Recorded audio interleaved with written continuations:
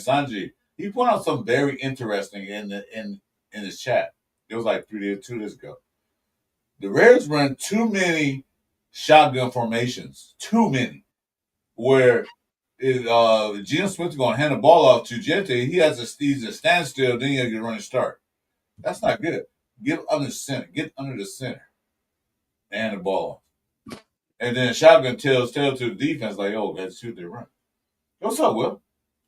Yeah, I was waiting for you to say hi to him. I didn't even get a chance to say hi to him other than here's Will, and then you started talking. So, hey, Will, what's going on, brother? How you doing? Welcome to the show. What? Well, you probably when I was talking. You guys see what's going on? See? You see what's going on? You see what's happening here? I got you 805. I'm going to send it to you right now in IG. You see what's going on now? You see what's happening? Hey, man, it's all good. It's all good, family. How are you guys? Good. Good, Will. Good, Will. Yo, so check this, guys. I'm preparing myself for a brutal Sunday this week. You know, as you guys already know, it's been a struggle this whole week trying to figure out what's going on with our offensive line. And, you know, Pete Carroll isn't giving me any more relief from the whole stress of the week where we keep talking offensive line.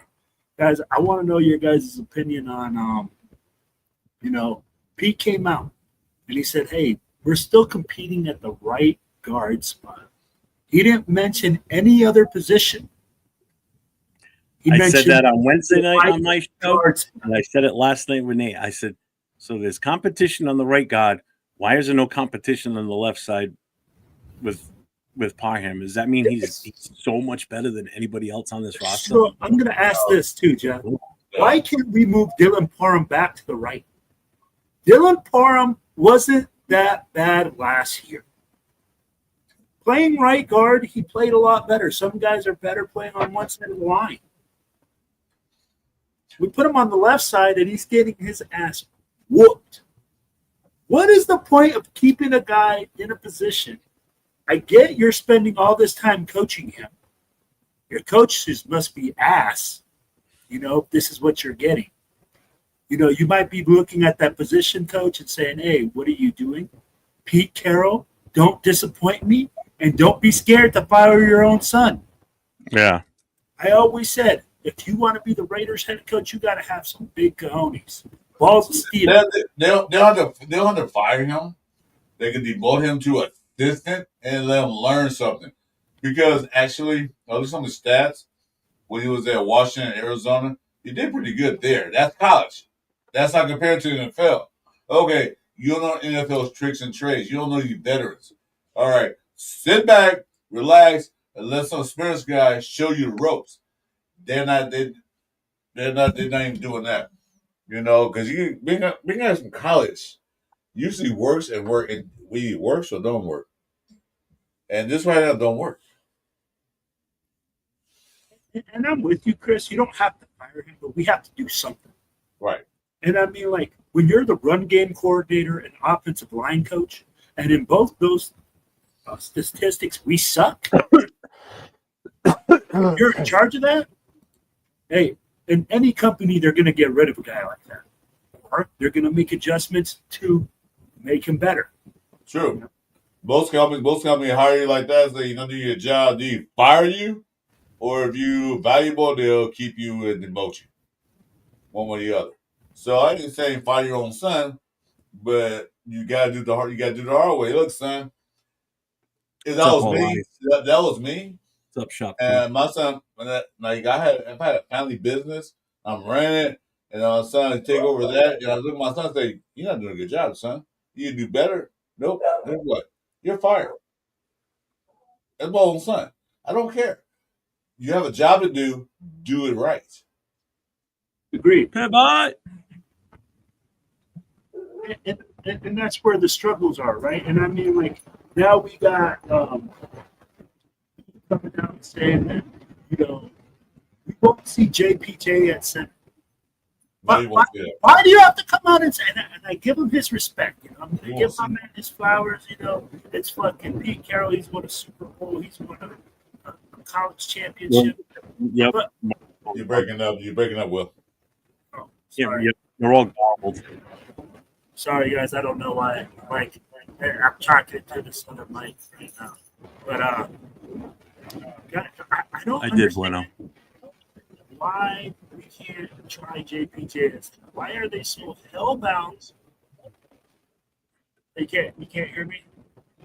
Barely. And I've got your volume jack on your microphone. Yeah, kind of like. Oh. Let's see here. Can you guys hear me better now? Yeah, there you go. I thought for a minute you had Jason Down's Chevron microphone. Exactly, that Chevron mic. Gas station specials. Yeah, no, man. I mean, like, I'm going to tell you guys the truth right now. I mean, like, just looking at it, I don't understand why JPJ cannot play center. I get it that you're going to say, hey, he didn't make the right play calls in the preseason, that there was certain situations like that, et cetera, et cetera. But we've had it before where the right guard or the left guard can call the stuff at the line, and that's what you're talking about. He didn't play center in preseason. He played center a little bit in OTAs and all that stuff, but he didn't play center at all in preseason. He played right guard. In practice he was. He did. They did have him. Yeah, and I guess it just wasn't working out. I think it was a bigger issue when they were doing the joint practices with the other teams. The actual, like when they did it with the 49ers and who else? What was the other team? Whatever. When they were doing those joint ones, I guess that's where it was starting to get a little wobbly there, a little wonky, and why they pulled him and ended up having, or they kept them there, but they had Kappa calling out the formations for the offensive line or the audibles. But you know what? I looked at it and I analyzed a little bit of it. I'm gonna say his name, Sanji. He breaks down offensive line like you, Jeff. He likes the offensive line. He likes the line play. He like you see it, and you analyze it. He brought out something to me I didn't realize that the Raiders, 80% of their snaps are from. 80% of the snaps are from shotgun. Geno Smith rarely goes on the center unless they're at the goal line or something like that. Sometimes he's on shotgun. That may be a problem too, because in shotgun as a running back, because I played fullback a little bit back in the day. When you get that late start and not have a running start to get going, it kind of affects you because you got to build the speed to cut those holes. Genty's in the backfield standing there waiting for the ball to be snapped. And then he hands it off. By the time he hands it off, the defensive line's in the backfield already. Pushing back to offensive line. That would happen whether he was on the center or in a shotgun. I don't think that would make a difference. But offensive line is that bad. But on the center, when ball snap, Genty has to run the start. He's not to stand there. He has to run the start. We'll hit the holes faster. See, in a shotgun, he's not hitting the holes fast enough. Because the hole, like Gravy said last week, boom, closed. If he has running start and Geno Smith hand the ball to him, he can tell real quick and hit it. When he's a shotgun, he's standing there, the hole might be there, but I'm taking the ball to him, it's closed up. And they're in the backfield. That's what I'm saying. So if you look at it that way, that's the point he made to me. I kind of look at it like that. Maybe, like you said, Jeff, maybe not. But maybe you should stop lining up a shotgun 98% of the damn time and go on the center when there's a pass play or run play. Give defense something to look at. Defense say, there's a shotgun. What's up, Donovan? They can adjust their defense differently. Go ahead. I want to go back to Shopkey's statement here. He goes, fellas, we tried to moon shoot by taking Genty. 100% should have taken an O-line, then late round running back like Scadaboo or something. And that's exactly what I said. And that's why if anybody was watching the draft night on round one when we picked Genty at number 6, if you watch my reaction says everything that night. He threw his hat. I still got his hat he threw. He's over here. He threw so far he came to California. I got it. When we picked Genty, I just whipped my hat off and just threw it across the room because I got it. He came here. This isn't the right pick based on how this team was set up for. We needed to get an offensive lineman sooner to protect the quarterback and to help open holes for the running back. We should have gone offensive line first, moved out of number 6 spot, to be honest with you. move back in the first round, gain a additional second round pick, and you could have gone O-line, running back, and you could have gone corner, you could have gone wide receiver, you could have gone a second offensive line. There's so many different options we could have done at that point. Look at some of the guys that were picked in the second round of running backs or later. Look at Scatterbo. Look at Judkins. Look at Henderson. Look at what some of these guys are doing. But look at Jeff. Hold on. It's in the last. I'm gonna say this right quick.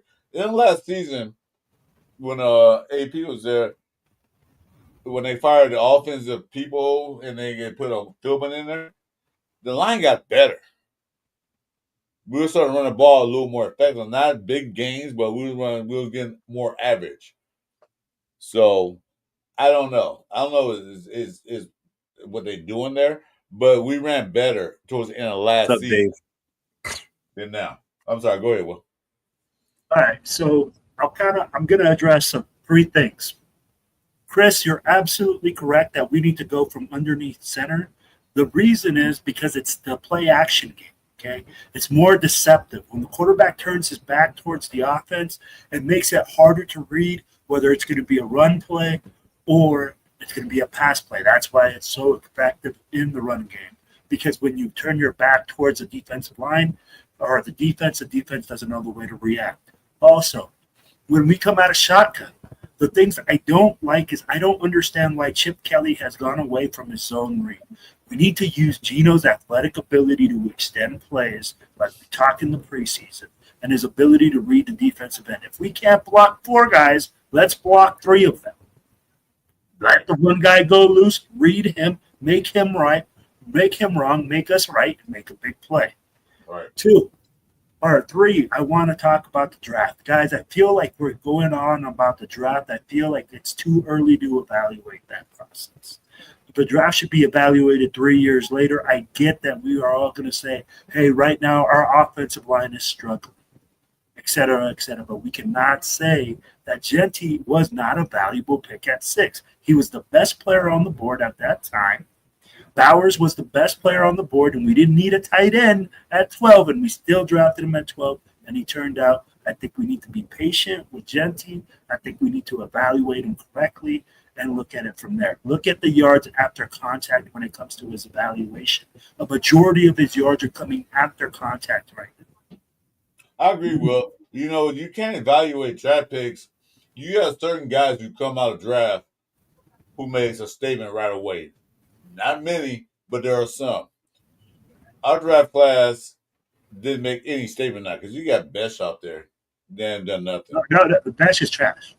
Jeanty right now has done anything because that's not his fault. Then you got the other guys they drafted. Last year's draft with Telesco was awesome because he got the players we actually needed. And it did well. We got the best player available, which was Brock Bowers. And then we got Glaze, and then we got Parma. Sorry, Jeff. We got JPJ. So that was a good draft. This year's draft, people are like, "Oh, draft was a bust." We don't know yet. Oh, I didn't say the draft was a bust. I just don't think they did it right. And money Chuck's right. We didn't address the offensive line at all in the right way. I know what you're saying. I was with you on Jeff. I was in the same book you was in. I was in the same book. That's what I was saying. No, I didn't want Jeanty 6. I would say it's a good running back, but I would have him later. I would have got another running back later in the draft. Got the O-line fixed. So we do get the running back. He has something to protect him. Although they did pick O-line later. But where are those guys? Where's Caleb Rogers? I know Grant's going to back up what's his name? The left side eventually. But and he's right too. Becton was there, Jenkins was there. We didn't do anything in free agent. We brought in Alex Kappa. Just came off the worst season an offensive lineman could have ever had in history. And how good is that draft now from Telesco looking where Glaze is getting his ass whooped out there almost continuously. Now he's in a sophomore slump. Then you've got JPJ who's had concussion issues. And now is not even going to be thought about putting at center. I mean, Pete Carroll came right out and said it, absolutely not. So, and now he's in the competition with one of the worst offensive linemen in the league last year for right guard. So he can't even beat out the worst one that statistically in the NFL last year in Kappa. The worst And in he's history. still competing. Yet Parham is still sitting over there on the left side, no competition whatsoever, and is still one of the weakest links on this offensive line. So how good is that draft, to be honest with you now, other than Brock Bowers? And Brock isn't off to the best start. Yes, he got hurt. I get that. But the offense isn't helping him either. He's doing okay, but everybody's going to expect him to get like 8-9 catches a game and be this superstar. Not with this offensive line we had. Gino's just not getting the time to get the ball to him half the time. And people are like, well, he's holding onto the ball a lot. Yeah, but look at how long he's holding onto that ball because he's scrambling like a son of a bitch because he's being chased by the defense. So, of course, he's holding onto the ball for 8-9 seconds because he's running for his goddamn life. And the receivers can't get open enough. And, yes, Tucker had 3 touchdowns Sunday. 2 of them were complete garbage time towards the end of the game. Where was that early in the game? Where was Max's sack early in the game? Where was his tenacity early in the game? Where's that front defensive line? So it's not just the offensive line. The front defensive line can't do shit. There's where's Coops in all this? Jeff, I love that. Hang on, he's on a 1-year prove it to me deal, and I'll tell you right now, he keeps playing the way he's playing. He ain't going to get signed to a long-term contract. We're not going to keep him because he's not showing what we expected to show him. Hold on. Thank you, Accelerator, for the $2. Hold on, guys. Accelerator. Here it is. I got to show it to you. I'm going to get back to you saying, give me 1 minute. I'll wait for him to come in. Accelerator. It was his idea. Can I finish thanking him for the super chat first? That's more important. Yeah. Oh, yeah, go ahead. Go on. Thank you so much. Thank you, Accelerator, for the $2 super chat. I appreciate that, brother. He says the O-line doesn't read the D-line at all. No, and they don't. But they're not supposed to. The offensive line is not supposed to read the defensive line. Yeah, but they're supposed to realize what they need to do. When you got Parham standing alignment and assignment. Yes, correct. But that's what I'm getting at. They don't even know the simple basics. It's like they need to go back to Pop Warner and learn the simple basics of what you do as an offensive lineman. Correct. We're talking basic shit. Anyway, okay, that was right quick. Accelerator. Here it is. This is what you asked for. And I want you to be my special guest when I do it. We open up Tuesday. There it is.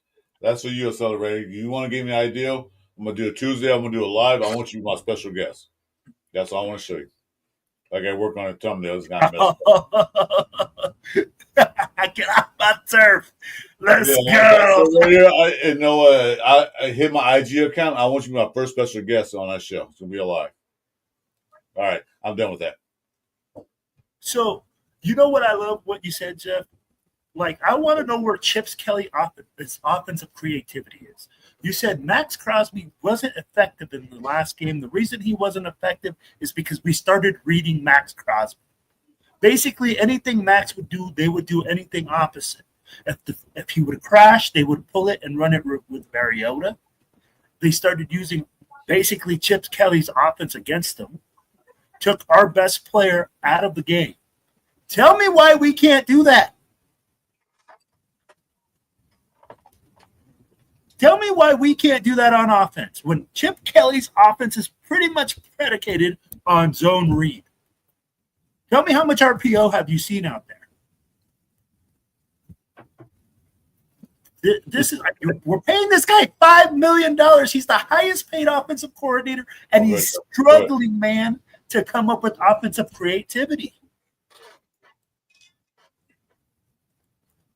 That's where I'm struggling with that. What's up, 805? What's happening, guys? What's going on? I'm going to share my first drink of the weekend with you guys. Appreciate you all letting me join you. Cheers. This is this is apple juice. Honored. Spiked apple juice. Apple juice. Yeah, man. Cheers. I said it was spiked. He's been sipping that apple juice all day. I can already tell. Hey. I was good. My tooth don't hurt no more. As long as that apple juice tastes good. Says it's so stupid. He goes, it's so stupid that Pete always says compete, but why isn't the rest of the O-line not competing and just giving the positions? I told you it's not compete anymore. I think it's more like what did I say? Compost? You know what? I heard you guys made the comment a little bit earlier, and I actually just finished up making a video that I'm going to drop in the morning. So when Pete Carroll made that comment earlier today, one, he completely squashed the whole moving JPJ to center. He squashed that earlier in the week instantly. Said that's done. Yeah, absolutely not, he says. And then in today's press conference, he said that JPJ and Kappa, they're still competing. And so I know you guys mentioned, where's the competition for Dylan Parham? If we talk about compete, where's Dylan Parham's competition? Because look, Carlos Rogers he's struggled in the preseason. He needs more time. That goes without saying.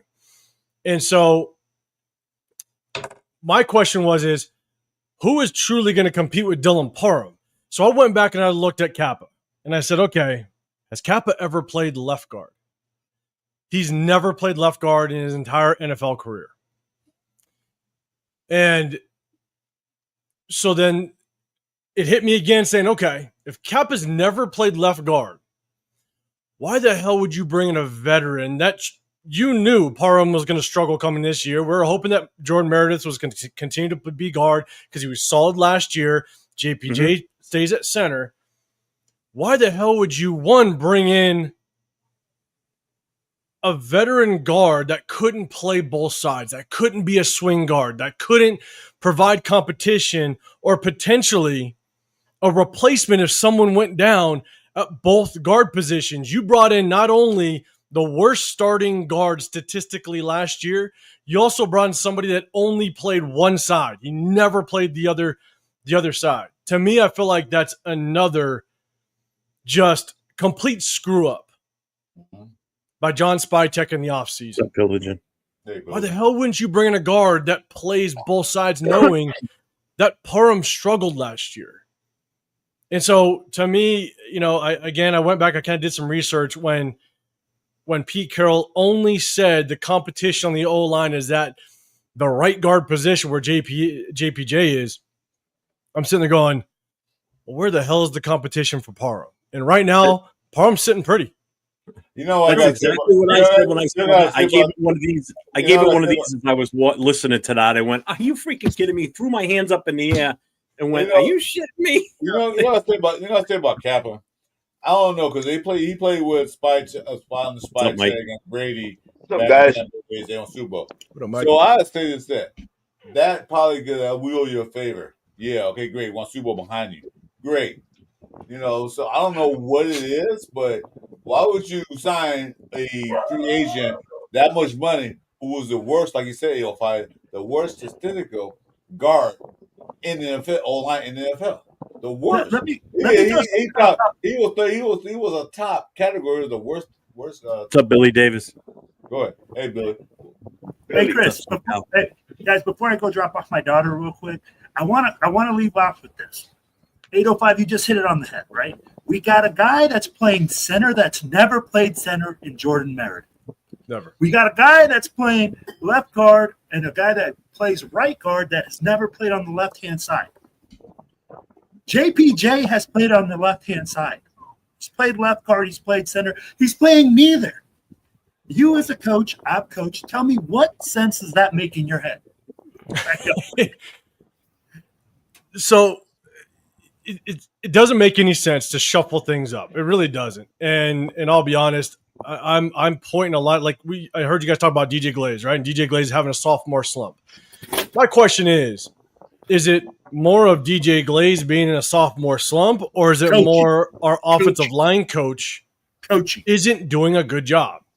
I mean, everybody has regressed. Sub donuts. So I'll tell you like this. We've come out and said that Tom Telesco's guys were like ass picks. They don't look that great. Look at them with Jim Harbaugh right now.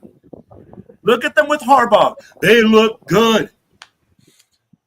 Those guys look sharp. I hate to say it, but yeah, you're right. You're actually right. A lot of the difference, fellas. Right. I got to go drop off my daughter. I'll be back, fellas. Okay. See you, Will, man. We'll be here. What up, Mike? What's going on, brother? Like you said, I'm doing good, 805. How you doing, man? Good, like, man. Good like I said earlier, I don't know if you listened to that. Last year, towards the end of the season, when they got Philbin as offensive line coach, we blocked better, we ran better. You know, I don't know what the situation now. Did they digress? No. I think it's the scheme they're changing. I think the way they're playing is changing. Up there, And the over guys there. not used to that. I don't know. It's just they need to get an offensive line coach who can coach these guys up.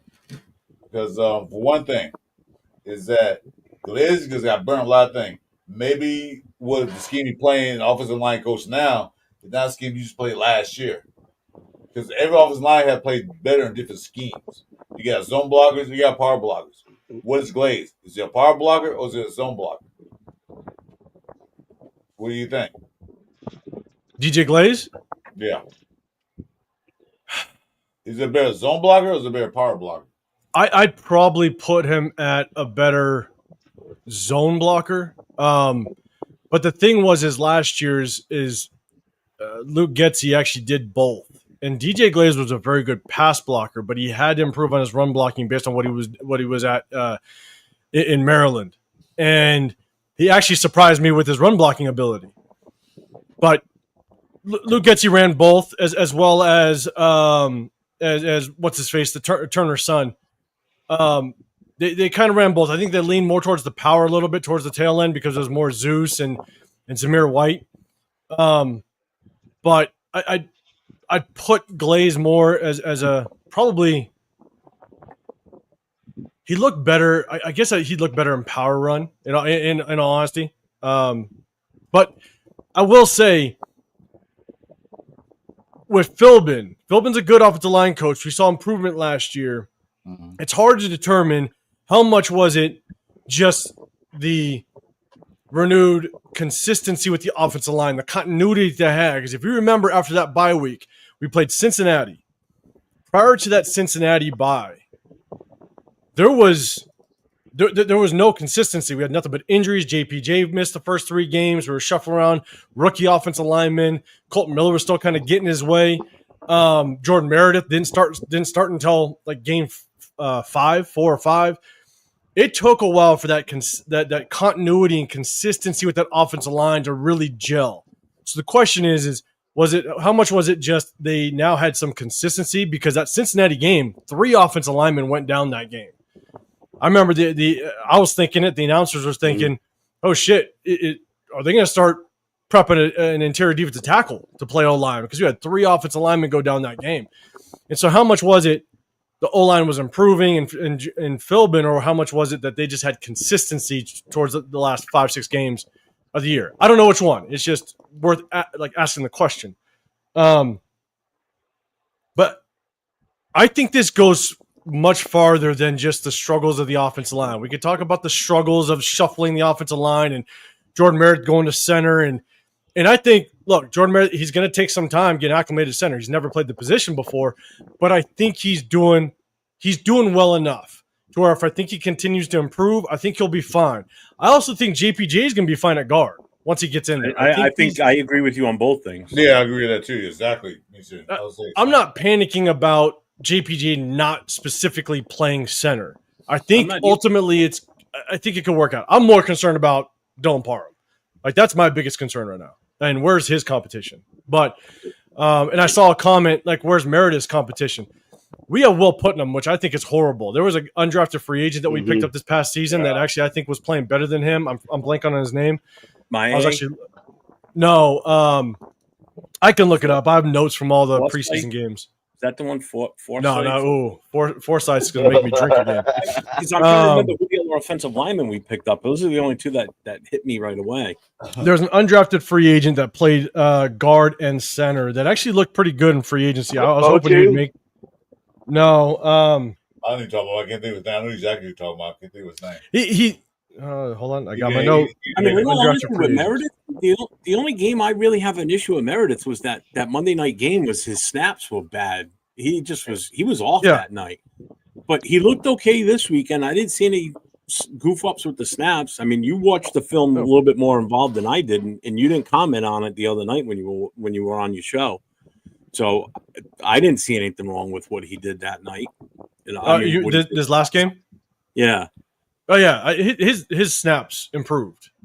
Yeah, quite a bit. Gerard Hufford, Gerard Hufford was an undrafted free agent that we picked up, played guard. He also repped at center. I actually thought he was 100 times better than Will Putnam. Hufford, yeah, that's it. Yeah, I remember that. Yeah, that's neither here nor there anymore. But my biggest concern is it's not just the offensive line. I think it's the scheme. I think it's the offensive play call.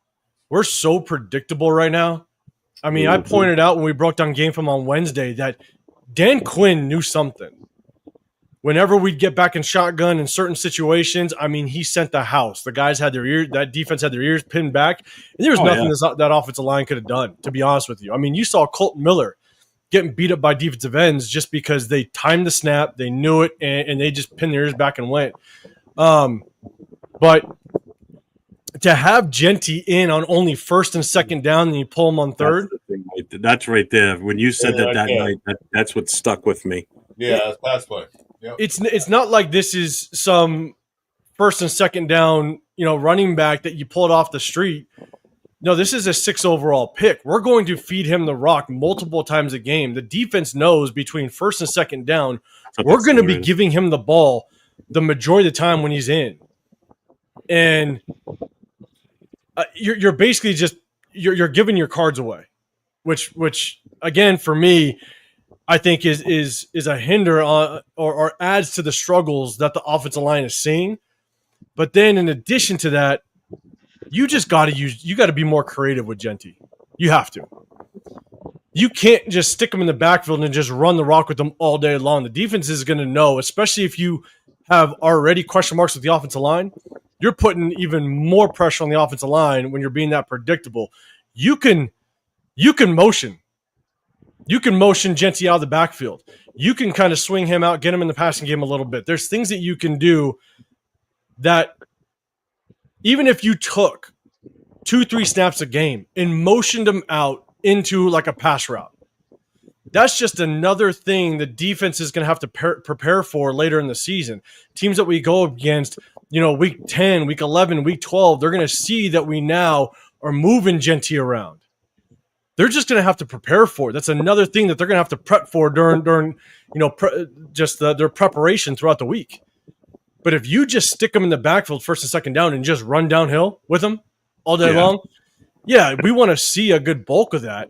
But holy shit, just get creative. Just show different things out of him.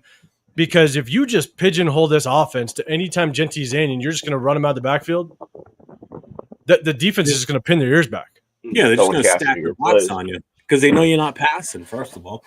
They know you're going to pass when Zamir comes out there. That's for damn sure. That's a given. Yeah. At least, and that's in somebody, I think, who just said it? Money Chuck just asked. Oh, no, he didn't.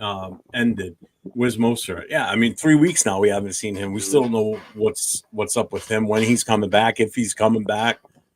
They still haven't said anything this week either. All we know is it's been healthy scratches, and it's been for like some sort of personal reason. Well, and then that Donuts Duncan. Who the hell is that? That's one of Jason Downs' friends. I'm about to say that's a Jeff fan. And look, Meredith, without question, he's having some misreads, but you also have to understand is in that same exact scenario. When Meredith has someone head up on him and they were flash dropping in coverage, those defensive ends, the thing is that Meredith is also going to rely on Kappa to make the right read and attach on that block so Meredith can get off of his interior defensive lineman and pick up that linebacker. You're always going to get the most dangerous threat, which is the interior defensive lineman. You're always going to pick him up. If Kappa's late to help and Meredith can't get off that nose tackle and pick up the linebacker, you're going to let the linebacker go because he's blitzing from 4 or 5 yards back. So if Meredith doesn't have the quick enough awareness or quick enough feet to kind of get there to help out Meredith has to stay on that block. Now, could he put his arm out to kind of help try to slow up Wagner a little bit? Of course. But I also think that it's a little bit of Meredith's inexperience at center. I'm not going to take that, throw that out of the picture.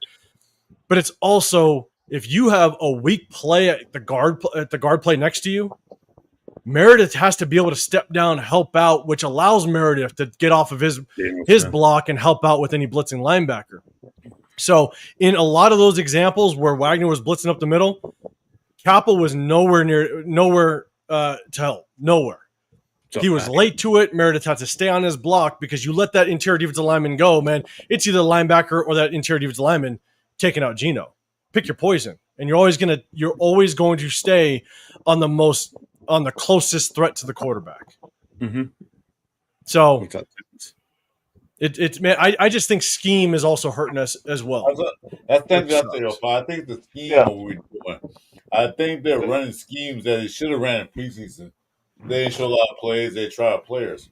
I think it's a scheme that they're running. They're not adjusted just as of yet. I think what Chip Kelly want to do is certain things. My problem with the scheme is they ran too many shotgun plays for me. Geno Smith not understanding as much as he should be.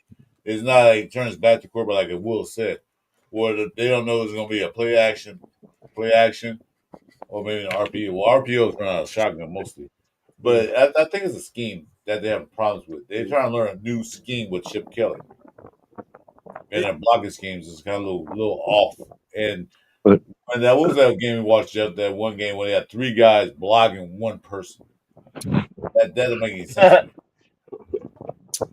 That was the Chargers game. Yeah. The three offensive line blocking one person. And like, what are you guys doing? I noticed. I didn't notice it in game. I noticed it when 805 and the crew were doing it on the War Room that night, and it was Parham. He was standing there holding his spot, and you had Kappa and Meredith blocking down on one guy, and then all of a sudden, last second, Parham turns to his right and puts his hand on Meredith, and Zero just blasted right by him because he was just kind of hanging back in the linebacker spot, kind of playing the pass, possibly the run. And then he just, as soon as Parham put his hand on Meredith to help out with that block, that's three guys on one defensive tackle. Zero blew right by him, chased Geno down and sacked him. You know, if Parham would have held his spot, he could have, even if he didn't hit him directly and stopped him, he could have chipped him and knocked him off of that, where Geno could have made something happen of it. No, he gave up they sacked him for like an 8-yard loss on that play. It's like, what? That's a basic thing. It's like, what the hell are you doing? You don't need to be three guys on one guy. The two of them had him already. It's like he felt like, I got to look like I'm doing something. I can't just stand here. You should have done. Why are you moving? That's actually an issue that I saw when Parham was a rookie.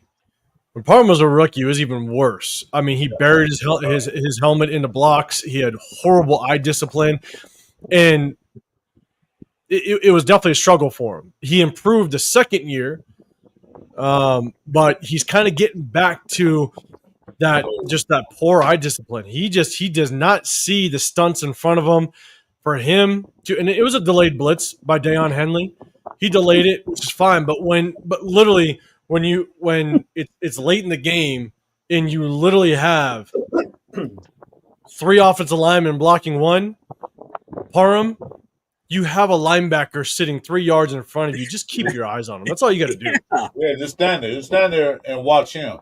If he come in or not, that's fine. You got two guys and one guy, and just watch that linebacker.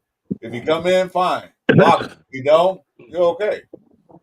Yeah, I saw Money Chuck's comment, and here's the thing: is I looking across the league, could Meredith start center on another team? He probably could start, but probably right. Parham knew. Parham, yeah, probably not. DJ Glaze, the way he's playing right now, maybe he's a bottom, right tackle. He's probably a number 2. That's it, backup. So it's like, but again, is it coaching? Because because the shuffle up is coaching too. The shuffle up of moving guys around, that's on coaching. And so is it that they're that bad, or is it because of coaching? And everything I'm looking outside of Parham, because Parham, we saw the struggles last year. Yeah, that's nothing new with him. We knew what we were getting with him. Yeah, last night's show with Jeff and Nate LV Raider 10, they was talking about that where he coached at Arizona, Washington, and before he got there, they were pretty bad.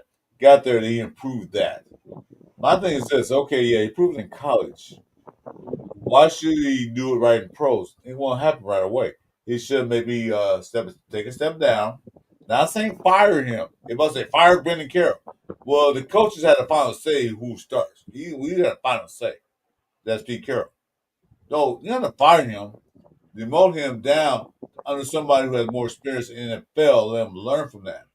Because maybe his play, his call, his offensive schemes or line coaching worked great in college, but not in the NFL yet.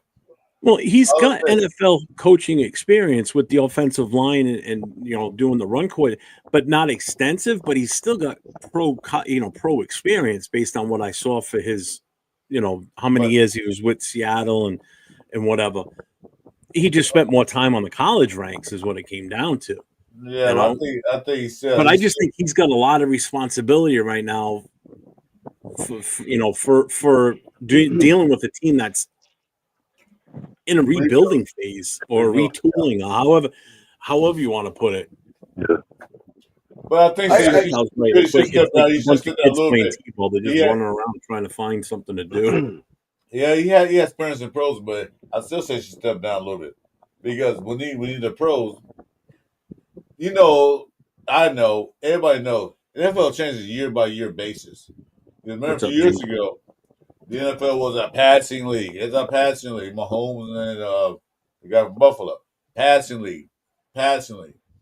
Now it changed back to the running league again. It changed by year. It depends on what teams did well last year. The winning team did last year. It turns to that. It turns to, now we got to run the ball because Saquon Barkley ran the ball so much. They got to the playoffs. They got the Super Bowl. They won championship. Every year it changes. This year it might change again.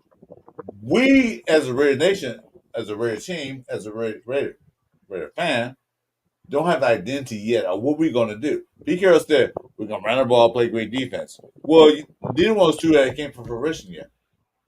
Can't run the ball, and defense suck. Oh, they play good defense against Patriots. Yeah, they're the same what we are. The same. Well, I don't think the defense sucks. They need to step it up. That's what I'm thinking. I don't think they suck. I mean, that's definitely what kept us in the game Monday night against the Chargers. Without that defense, we would have got blown out. Yeah, our defense has been a lot better than people would have thought. Yeah, I mean, that game could have been so much worse. Yeah, but that would have been 40-something in the 6. I looked at this last game like I don't know if they gave up, but we got out coached. We got out schemed.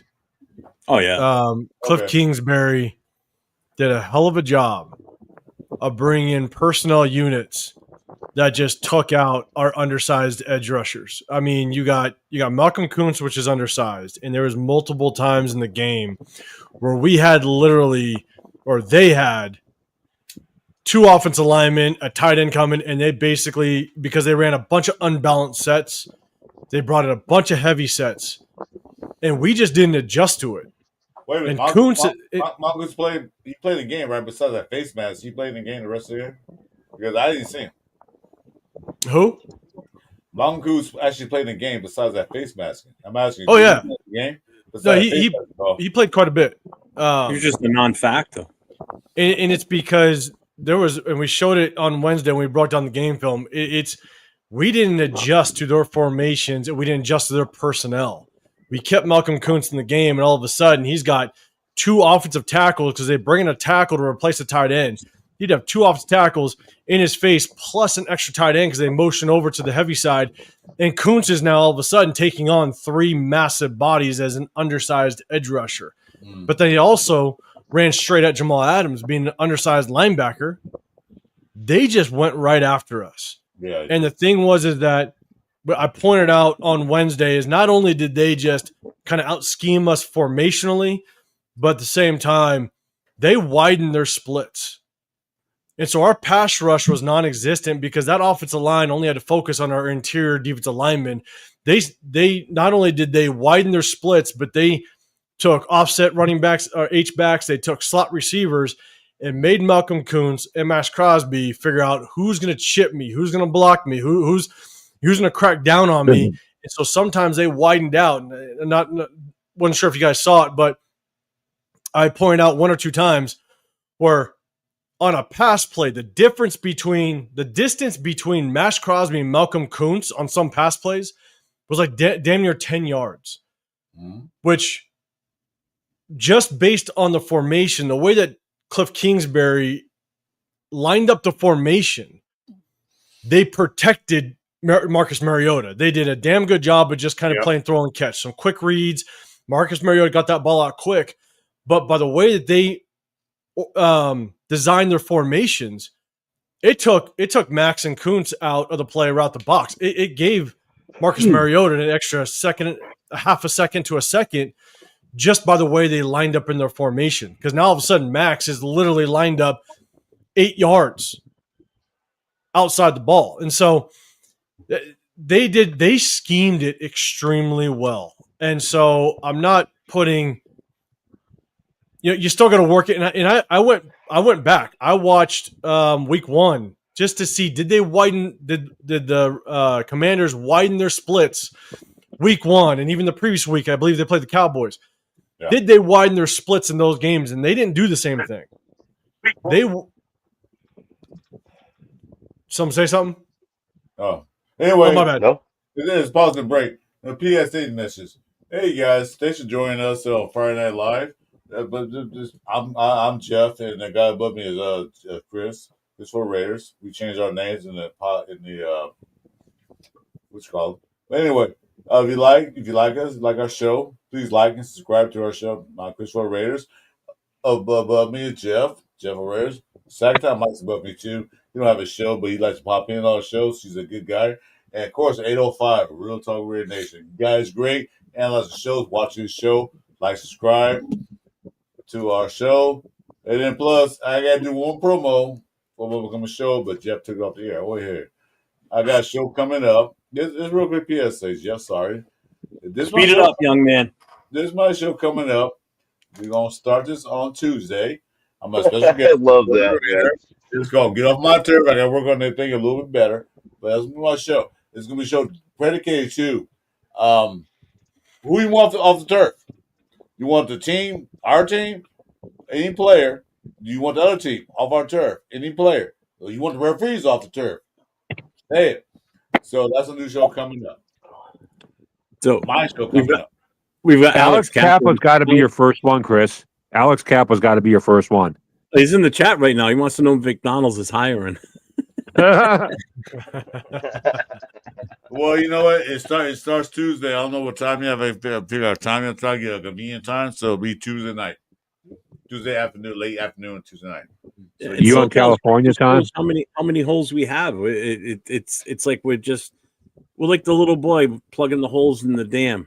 You know, it's like you plug this one up, and then all that one's springing. This one's getting worse. You're talking about plugging holes in that dike. Jeff, you're talking about plugging holes in that dike, right? The O-line just seems more confused than anything to me, man. They look really confused out there, man. Well, they run different schemes. Like if I said, the scheme they're running, they don't know yet. They're trying to figure it out. And like, I saw a little GIF that was pretty funny. It was a rubber or condom filled up with water, and it had water leaking out. A bunch of it still protects better than our offensive line. Still better than our O line. So, what do you think about Alex Kappa, Chris? What do you think about him being your first get off my lawn person? Yeah. Well, here it is. When I do the show, I'm gonna have the chat respond, and they're gonna vote who should get off our lawn, my turf. Oh, very cool. Very cool. Yeah, it'll be a live show. I was gonna do a video, but I already do it live because I wanted to interact with the chat. What's up, Regan? Very democratic of you. I think what pisses me off is it's like we knew what Kappa was. Yeah, we did. And he's already 30. And the money we gave him too. On top of that, how much we paid him? He was top category in the worst categories in the NFL for the worst. He was a top category. He was the second highest paid free agent we went after. Yeah, Gino was number one. Kappa was number two. And he's already 30, so he's not really going to get any better. So Super Omnicron's got a good question here. Anybody feel the season over with the loss to the Bears in SoCal? You think they're blowing it up and starting over again? JPJ is out or traded. Your thoughts? Well, I don't think the season's over, but I'm not looking good. I don't know, but Anthony's on the right page. Anthony's on the right page. I'm just saying. Yeah. What did he say? What, that he's a Hall of Famer? You just wait, people. I bet you He's any literally money the this best guy out Raiders there, not O gonna lie line will right get in the now. Hall of Fame. What's up, Anthony? he's gonna get it with AOC, as Demoke says. He'll be at AOC. Jason, we can only hope that Parham gets bent. And again, my biggest thing, like 805 said, was when they said that they're still doing competition at right guard with Kappa and JPJ. The first thing that I thought of is like, why is he not saying there's any does that just tell me that he's that much better than anybody else that we've got for an option we could throw out there, left guard? Is Caleb Rogers really that bad that he can't even beat out Parham? Or that we can't even just keep Kappa at right and move JPJ over to left? I mean, Carlos Rogers, he struggled in preseason. He did. Well, I mean, anything. We need something to spark something. If it means putting them out there and just giving them a shot and saying, fuck it, go for it. Right. I mean, what do you got to lose at this point? Can't do much worse than what we already are. I agree with 805. He said a scheme. I don't know if they know the scheme yet. I think they don't know the scheme. Because I forgot the comment. They lost out there, so they block a scheme. They're lost. Yeah. What up, Rob? What's going on, man? Hey. What up, man? I'm doing good. What's up? What's up? What's up, motherfucker? What's up, motherfuckers? There it is. Thank you, Robbie. And he's still giving me shit. He goes, Jeff, we got it. Because he always said this early on that I didn't want a black quarterback. I never said that for the record. I don't know how that ever started with him, but he always busted my chops about it. Yeah. What's up, Chewy? I think this Bears game is really the ultimate test. Last week, getting blown out was unacceptable. I could care less. Short week, Commanders having extra time, all that stuff. And the one thing I will say, and I didn't get an opportunity to kind of just post a video on this last week, but typically if you ever see a backup quarterback come in and he enters in the game or he gets his first start, after an injury to the starting quarterback, typically backup quarterbacks will do well that very first game. And then they come back down to earth after that because the defense doesn't have enough film. They don't know exactly what the offensive coordinator wants to do with that quarterback. Look at Dalton against us last year. Yeah. Right. It's just, and then Dalton came down to earth. Right. So I was worried. I was worried with Mariota. Going up against him, not because he's good. It's just because you just don't have enough film to know what Cliff Kingsbury wants to do with him. But then, they're coming off of 4 extra days. We're coming off a short week. It's not easy at all. So I expected them to hopefully be competitive. And you're going the East Coast, so I wanted them just to be competitive. I posted when the schedule was released. I posted a video on my whole breakdown of the schedule, and that was one thing I said is that this game is going to be probably the toughest game on our schedule just because of the way that it's made up. But with that being said, it was tough. It's unacceptable to get blown out like that. But here's my thing.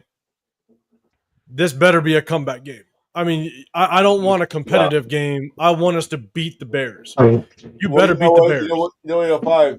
The way the Bears played against Dallas, I think Dallas is one of those teams. But the way they put points on Dallas was kind of concerning. If they do the same to us, if they read our defense like they did, like the rest of the Commanders, that's concerning. If we're a predictable defense, the Bears with Ben Johnson is going to carve us up. That's what I'm worried about. But here's the thing. Yeah, that's right. You look at their scenario, right? Brand new coach with a brand new quarterback, brand new coaching staff, the whole thing. Like they are somewhat in the same situation as us. It's like when we played the Patriots, right? It's kind of a new regime. And now this is our 4th game. This is where the offense is going to take time to kind of come together. Offenses are always the hardest to kind of come together when you're a brand new quarterback to a brand new coaching staff, brand new OC, the whole nine. But the Bears in the same situation. So there's really no excuse. Like game 4, things should start to come together. Game 4, things need to start to gel. And when you're playing against a Bears team that is very similar to us in just the makeup and the start of the season, then Pete Carroll prove that you've been able to kind of outcoach that Bears coaching staff. Prove that you've made the right moves and prepped this team to be ready for this moment. Because I'll tell you right now, you lose to the Bears, the Colts are on fire a little bit, and now we got to travel to Indy. I don't think there's any excuse, barring major injury. I don't think there's any excuse why you don't beat the Bears. You better come to work and beat the Bears. Yeah, I think it's true. I mean, And go ahead, Ralph. Okay. So I believe what I just said about it, but Brian Leaf. over the last time, we're running a lot of vanilla running and passing plays where the opposing defense basically know what's going to happen before we even snap the ball. When I just watched the replay against Washington Commanders, and just about every snap, the opposed team knew exactly what we're going to do. And for some reason, Chip Kelly doesn't call for any motions or anything else that can give the offensive line and, any extra information. So those guys just run free, or Jordan Meredith missing it to fight a blizzard at a couple plays. He had to find a blizzard, and they didn't even blitz. That's one of the big reason why this overwhelmed us. Also, there's the fact that the online just got blow up on plays because they just beat up by the defensive line. If you're going to run something vanilla that everyone knows is coming, you better be great at what you do. We aren't. And we need to get that regime to full season and 2 off seasons before we can expect to be contender. We need to allow this blend, because I think we all expect this not going to be like, man, just plug everybody this work, but that's not the reality. But I really understand that the coaches in the front office are telling they're win now mode, but which coast? Because some of the guys are really patient, some of those guys are really impatient, because we are closer to rebuild and we can see whatever they're watching the games. We need more work at the offensive line, the defensive line, secondary, because we have no young talent at linebacker or quarterback. And the only young talent we have as a running back or receiver, that's really like a soft rebuild. Because if we are in rebuild mode, because our roster is in a win now mode, because if I can demonstrate why the reason, that's what happens if they hadn't gone at the ads, because we're not in panic mode, because our defense is playing not to allow yards or gain, which is costing us, because honestly, we don't have the right talent right now.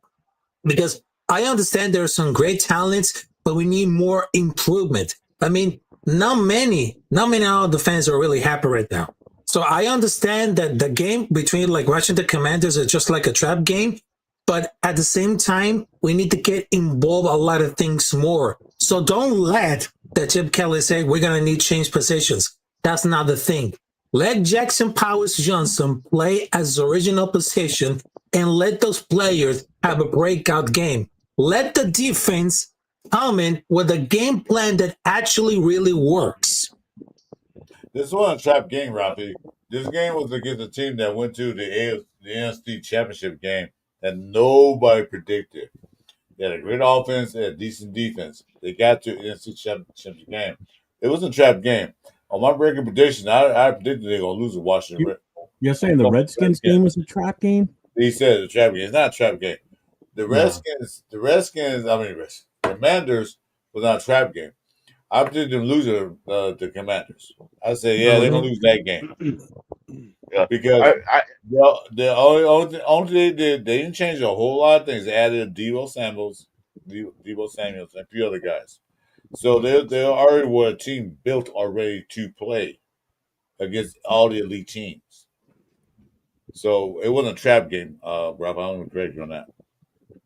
No. Yeah, because if you guys, I mean, what they kept saying in the preseason was, "Oh, we're running a vanilla offense." Okay, what are we running now? Rocky Road. I mean, it's bad. Like Rob said, like I was going to say earlier, you know, there's very little motion going on pre-snap to find out exactly what's going on, and it's just basic offense. And like everybody's saying, the defenses are. It's almost like that Super Bowl game against Tampa Bay where the defenses are calling out our plays before we even run them. So why aren't we? I mean, That was Chip bad. Kelly's this offensive guru. No, I can't. Why are we mixing some things up? Do we not have the talent for it? I mean, is that it? Yeah, Mike, you can't play that Tampa Bay Super Bowl because you have John Gruden who orchestrated. Well, I know the circumstance. Offense, and then Callahan didn't change the offense at all, so they knew. Well, I know. Well, they're doing the same thing, but now it's with the formations that we're running and who's in there, especially with Genty. Because we're not running pass plays with Genty in there. I mean, Genty's in there. We're running the ball 90% of the time. Well, and I think that's why we're also running Zamir a little bit more than usual, is because we want to keep them guessing. Is he really coming out for a pass play, or is he actually running the ball?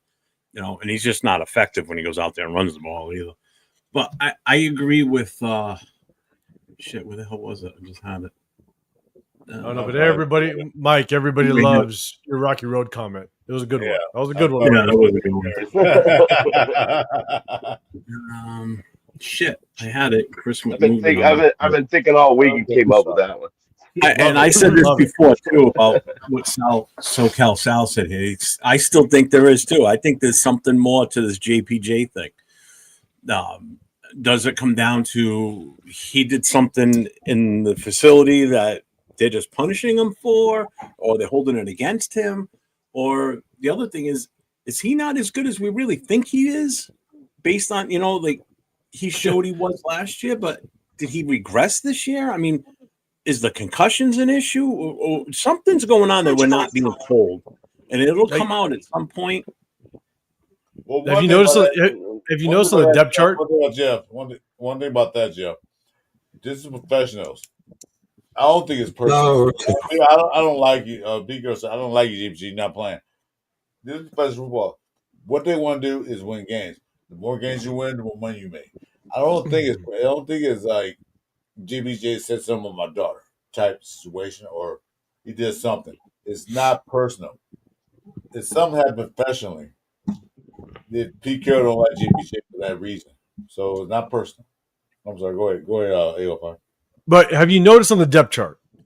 You don't put a whole lot of stock into the depth chart. But the funny part is the depth chart says it's JPJ or Alice Kappa, and it's Zamir White or Mostert. Raheem Mostert that hasn't even reported to a goddamn game. It's like, wait a second. So, and again, you don't put a whole lot of stock in the depth chart. You don't. But when you label it out like that, you're sitting there going, wait a second. How is it JPJ or Alice Kappa where there shouldn't really be a competition whatsoever? Because here's the one thing is we know what JPJ can be, and he's a young talent. So you always want to make sure that you prioritize young talent that has a massive upside over a veteran that we already know what he is. And so you don't question that at all. You always go with the higher upside, especially being a second overall pick or a second round pick, all that stuff, right? What's up, But then on the depth chart, you label it the same as Zamir White or Raheem Mostert that's been gone all season. It's just like that's just another little jab, in my opinion, to JPJ a little bit. That's just like really, it doesn't like what you guys are saying. It just doesn't seem right. There's something going on that just doesn't seem right.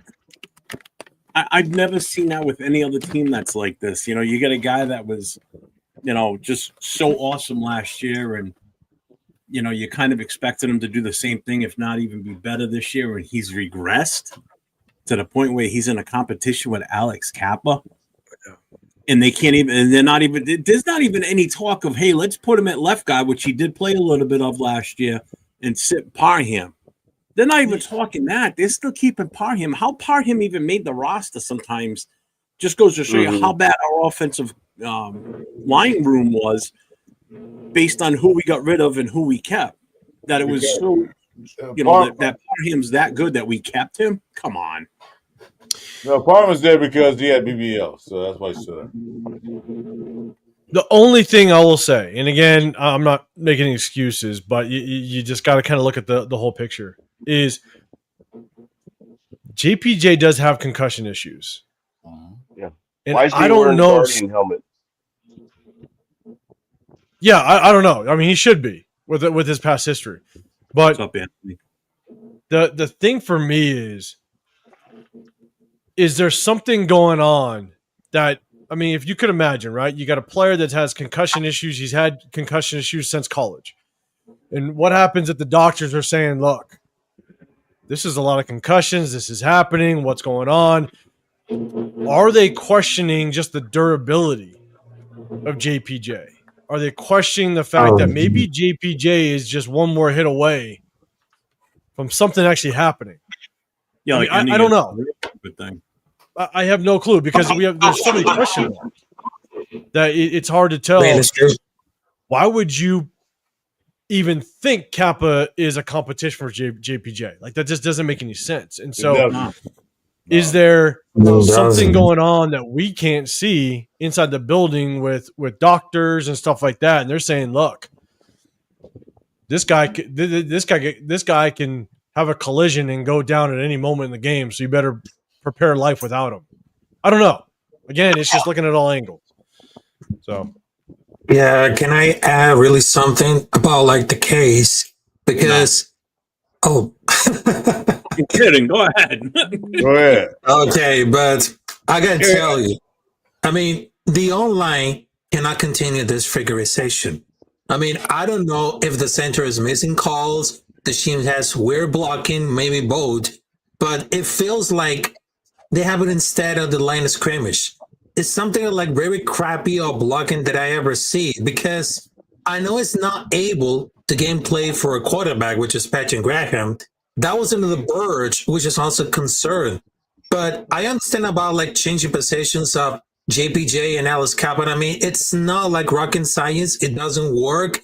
But when you tell it about the talent, I mean, the online talent is weak aside from Mill and maybe JPG. If he can better, and Sheem isn't bad, but Song doesn't seem to be working to the strengths we have.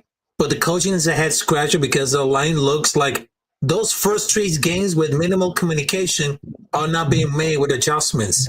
And I'm trying to be like understand here because there's too many new pieces, multiple schemes, coaches, coordinators, too many different visions. I mean, we have a mixed bag, a person who drafted for one scheme off of the season, and then they can switch the system.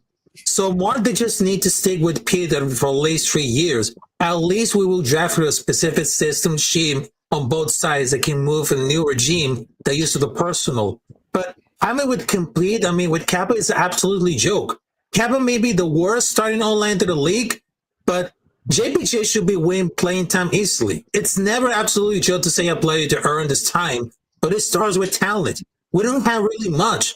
Pete didn't hear much. Crosby, Brock Bowers, Jacoby, Chin, Miller, Cole, maybe Carson are the only stand-up players. Everybody else is pretty average. It really sucks around the ball talent. That is not much talent.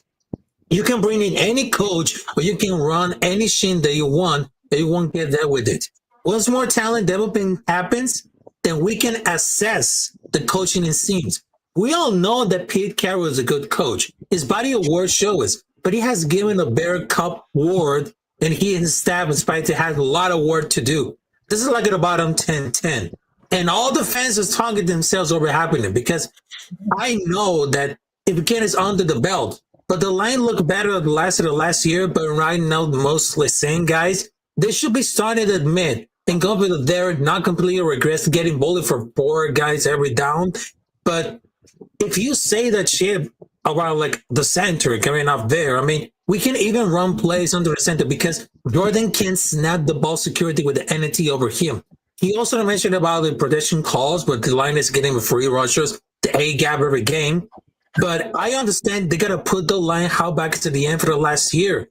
But should be under the sign to kind of spread a little bit. But I think that they're Something like not it, going to change position. Amen, motherfucker. Oh. There you go, Raph. Do your thing, man. Yeah, Rob. Hey, motherfucker. Wow. Hey, little girl, hit me up on IG. Like about season about to start. Yeah, the point's well taken. We have talent on this team. The talent's not being utilized yet. Yeah, Because but do we really? one thing, first things first, they have to take care of both lines. Not only on offense, but on defense too. They got talent on the team. Every NFL have talent on their team. That's why they get drafted. That's why they get picked up with the undrafted free agents. These are the best players in football in the whole United States. The best. They have talent there. Utilize them. You have to utilize Genty. No, Genty is not that type of running back that's going to cut and break tackles like cut and hit holes. He can hit holes. You can see him. He has good vision, but he's not that kind of running back that we think he is yet with the offensive line. Okay, we have to get offensive line better to create a hole and hold that hole. You can create a hole, boom, but it's closed real quick. You gotta get the offensive line to hold it hole for enough seconds for it to be cut. I think I said earlier. I don't know, AO5. I don't know if you heard my comment earlier that the Raiders run a lot of shotgun formations. Mm-hmm. I don't know if that's a good thing or not.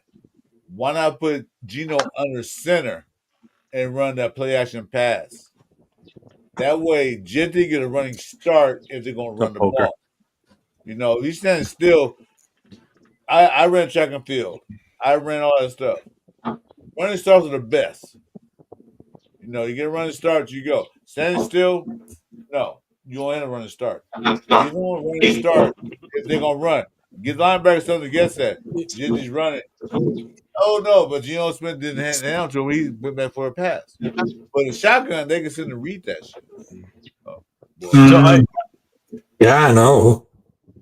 I mentioned it on Wednesday. I posted a video on my channel about it. They have to get out of shotgun. I don't mind them running out of shotgun at times. That's fine, right? Switch the formation, keep them guessing a little bit. That's perfectly fine.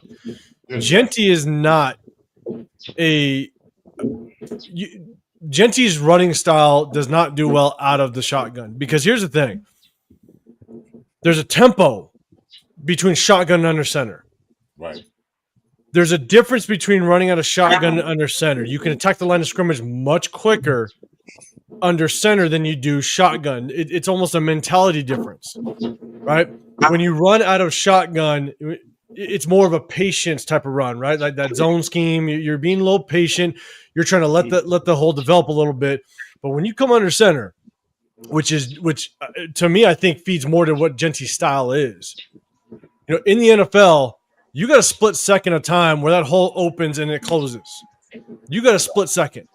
It closes extremely fast in the NFL. You want Genty to get downhill quick. You want him to hit the hole. You want him to be able to kind of get to that second level as quickly as possible, especially. And it's not just about the quickness to get to the line of scrimmage with Genty. It's also because if your offensive line is lacking, if you think your offensive line is struggling, then you cannot run out of the shotgun majority of the time where you're relying on your offensive line to hold that block, sustain that block for an extra half a second. It's just not going to work if they're already struggling. So, I mean, that's right. I would love to see them run 90% of the time with Genty under center, so Genty can get that line of scrimmage as quickly as possible. I mean, I agree with that. I just agree. No, well, here's my question. If you're saying that it's a tempo thing and that we're looking at it, wouldn't you just run power with them then 805? I mean, like then it tells you where to hit it, how to hit it, and go there to that hole. If we're running zone and we're running zone read, you know that no matter what, his attack steps are going to be lateral steps waiting for the hole to open up. It depends on the zone scheme. If you're running more outside zone, I don't like it with Genty. I don't like outside zone with Genty. So you're looking at inside zone. I'm looking power and inside zone all day long to where all he needs to do, and I love the split zone concept where you actually pull a tight end or offset. Yeah, with that swipe side coming across the formation to that backside. I would love the split zone concept with Genty because the thing is Genty, you get downhill quick. Yeah. And the thing is, if the hole's there, you hit it because all you're doing is you're reading that play side guard. Depending on what the interior defensive lineman does off that play side guard, if he goes out, you go in. It's a typical standard inside zone concept. But if he can get that one cutback lane and he's gone, take it. So you can show zone, but also run power at the same time. And but we're getting whooped. But if you look at the college game, Ginny's best runs when you get that second line defense. We get a second line defense past linebackers. No, Chris, I agree with you, but I'd be like, just look at it. We're not even running zone. We're getting whooped. Our double teams are getting whooped up front. You cannot move them. The point is, he's not getting past that. Exactly. He's not getting past that first line defense. He's not getting past that. Once you get past the linebacker level, past the DBs, he's gone. He's done. I mean, it's true. If you're talking about Ashton Genty, look, I get it. He's not the problem. Every top rookie running back is kind of struggling right now. So at least he can see that. I mean, for example, Saquon Barkley only had 46 yards, and Genty will have his time. Rafa, back up. What did you just say about the rookie running backs, that they're all struggling? I was saying every rookie running backs have been struggling. Have a struggle in the first season. They usually do. Yeah. I see what you're saying. He said they're struggling now. He said usually rookie running backs, there's a few exceptions, struggle in their first season. Yeah, that's what I'm saying. Have you paid attention to the rookies that are out there this year? The rookies No. He's not saying Jeff. He's not saying Jeff. Usually the rookie running backs, all the seasons, usually struggle in the first season. They're not all-star running backs. I would think that's more quarterbacks than any Except position. for a few occasions, you have running backs come out rookie year, come out in first year, and then dominate. But normally, rookie running backs come in their first year don't do as well as most, percentage-wise. I see what you're saying. Yeah, but I'm telling. I mean, about for like Ashton Genty, he's not the problem. It's only 3 games. I know he's got a new job. In addition to support a team, isn't doing much for him. I mean, many other team. Yeah, but Raph, no one's saying Genty's the problem. No, he's not the problem. I'm not saying Genty's the problem. Yeah, but I was telling. And I understand he's hungry. What he's got to deal with the line. That's my take on it. Yeah. Well, he's got 145 yards rushing after contact and 144 yards total rushing. Yeah, but do you understand what the turn contact is? If he runs by a guy and the guy touches him, that's first point of contact. Well, I understand that, but he's getting more than the guy touched him. Jeff, it doesn't matter whether it's like if he gets touched. The fact is that he has just as many rushing yards after contact than before contact. Yeah, but again, the point of contact thing, sometimes I don't think that's a good stat, to be honest with you. I think it's kind of a joke, to be honest with you. Because it's different if I put my shoulder into you and knock you off your path, but you still keep going. It's different if you run by and my hand hits your hand. That's considered first point of contact. I just touched your hand. Yeah, I didn't do a damn thing to you. You never got out of your balance. You just kept running straight ahead. My hand touched you at the 5-yard line, but you ran 80 yards. So that's 75 yards after point of contact because my hand touched your hand. So I don't see that happening though. I see more happening. He's getting. I don't see him getting hit. He's getting rocked. Hold on, he had that long run the other day against Redskins, and he came through the middle, and he was touched by one of the linebackers. Literally, just swiped him with his hand, but he still rattled off like a 15-yard run after that. So that's 15 yards after that contact. That's what that stat is. I So get it's not really a The true statistic, representation. like I don't think the argument is he's getting beat up in the backfield without question. Like he's getting hit in the Yeah. backfield and it's just struggle. 100%. But the statistic is it's just thrown off because yes, like you can, the moment they start calculating the yards is when a defender brushes his hand against his hip. You know, like it's just tough. Like he's not necessarily breaking a tackle and then the calculation starts.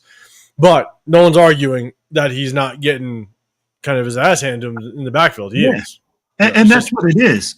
I'd be like, it would be different if he was getting back there and some guy was just running by him and swiping by every once in a while. But this is every play.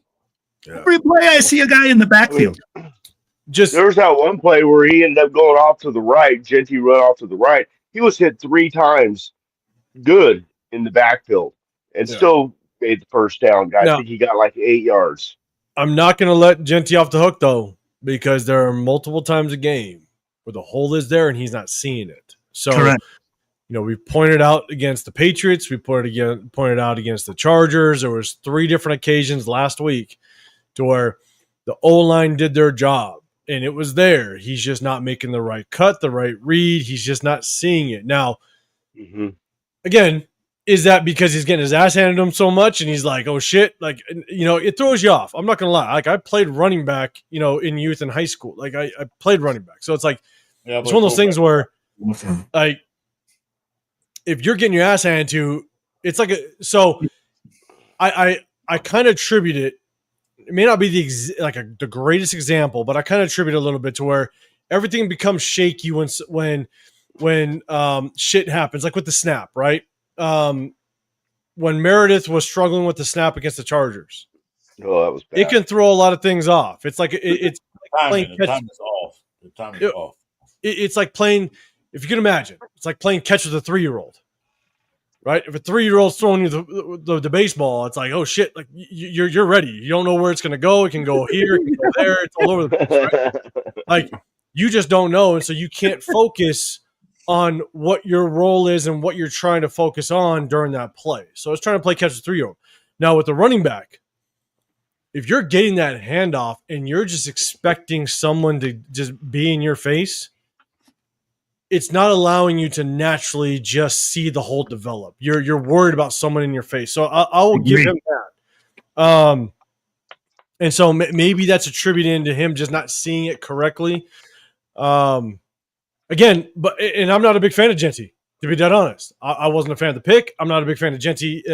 I think he could be good, but not worth a 6 overall pick. I don't think he'll live up to it.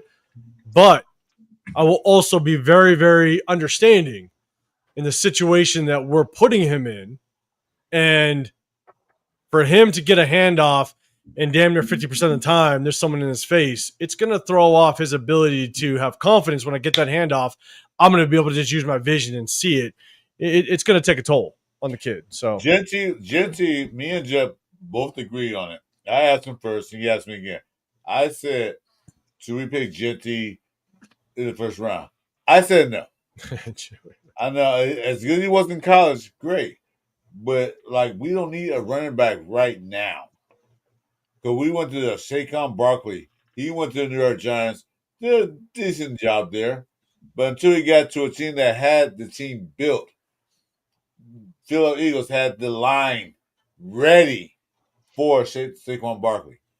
We didn't have that. We were shaking. We're going to shake ground. We should build up the trenches first. Trade back, get some trenches, some good trenches. Although we did draft Grant and Rodgers, but I was later rounds. Well, what they are? They're in practice squad. Get this built. You got Geno Smith. Okay, we got a quarterback now. What Geno Smith do in Seattle?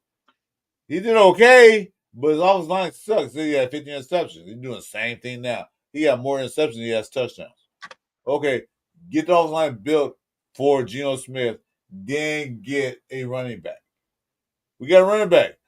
Yeah, he's the best player in the draft. Yeah, okay, he's a good running back in college. But there were a lot of running backs that was out there we could have got too instead of that. The lineup. 805, Will, Jeff.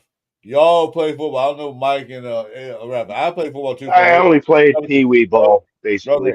Okay. I had a cup of tea in football. A cup of coffee, a cup of tea, we're going to call it. You know, if the O-line sucks, you're not doing anything. You know 100%. your defense line sucks. It's bad.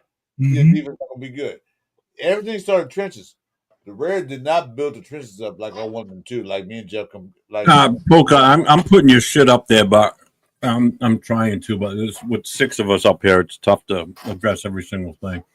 The link's in there. You want to come in and get on mic, man? Go for it, brother. I put the link in there. If you go to my channel, it's pinned at the very top. So come on in. So is mine. So mine's up there too. Come on in. So But I don't care. I agree with you. If I was like, I didn't want Genty at first. We got him. What can we do? Okay, well now we got Genty.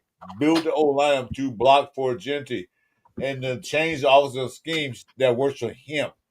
The offensive scheme right now is not working for him. At Fresno State, he ran a lot of pistol. He ran the quarterback on the center. We're not doing that. Derek Haas in the chat. Shotguns a lot. You got a lot of celebrities in here.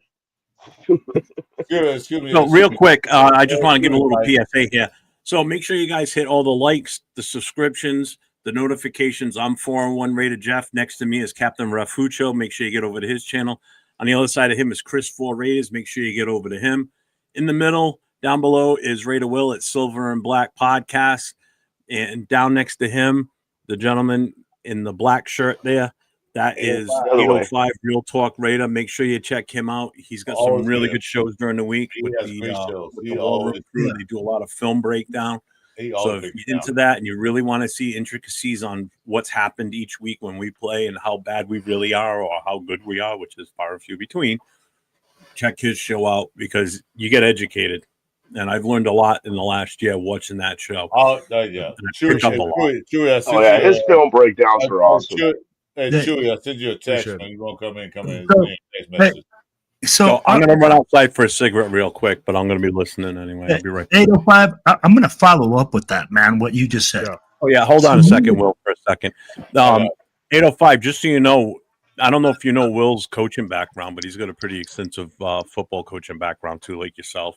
Nice, man. Love talking to the coaches, 100%. Yeah, man, that's me too, I man. didn't mean to remove you, brother. So, wait, we got Peter Guns in here, huh? 84 Guns, welcome to the show, dude. What's up? What's happening, man? That's Boca, guys. He was in the chat, so he's in here with us. Like I was saying, man, Ashton Genty, they run 2 snaps all year in 22 personnel, 1.1% of all plays. And the one place he can be successful, power gap, power schemes, gap zone, anything where you can just smash mouth football. You get him one-on-one with a linebacker, and then he's gone. It's so simple, and the coaches run 2 plays all. That's all I wanted to really say. Like, the scheming and the coaching is all they need to change. Quarterback's fine. He's inconsistent, but good enough to get you to at least 9 wins, and like they're just playing the game terribly. Like, the coach can't call plays.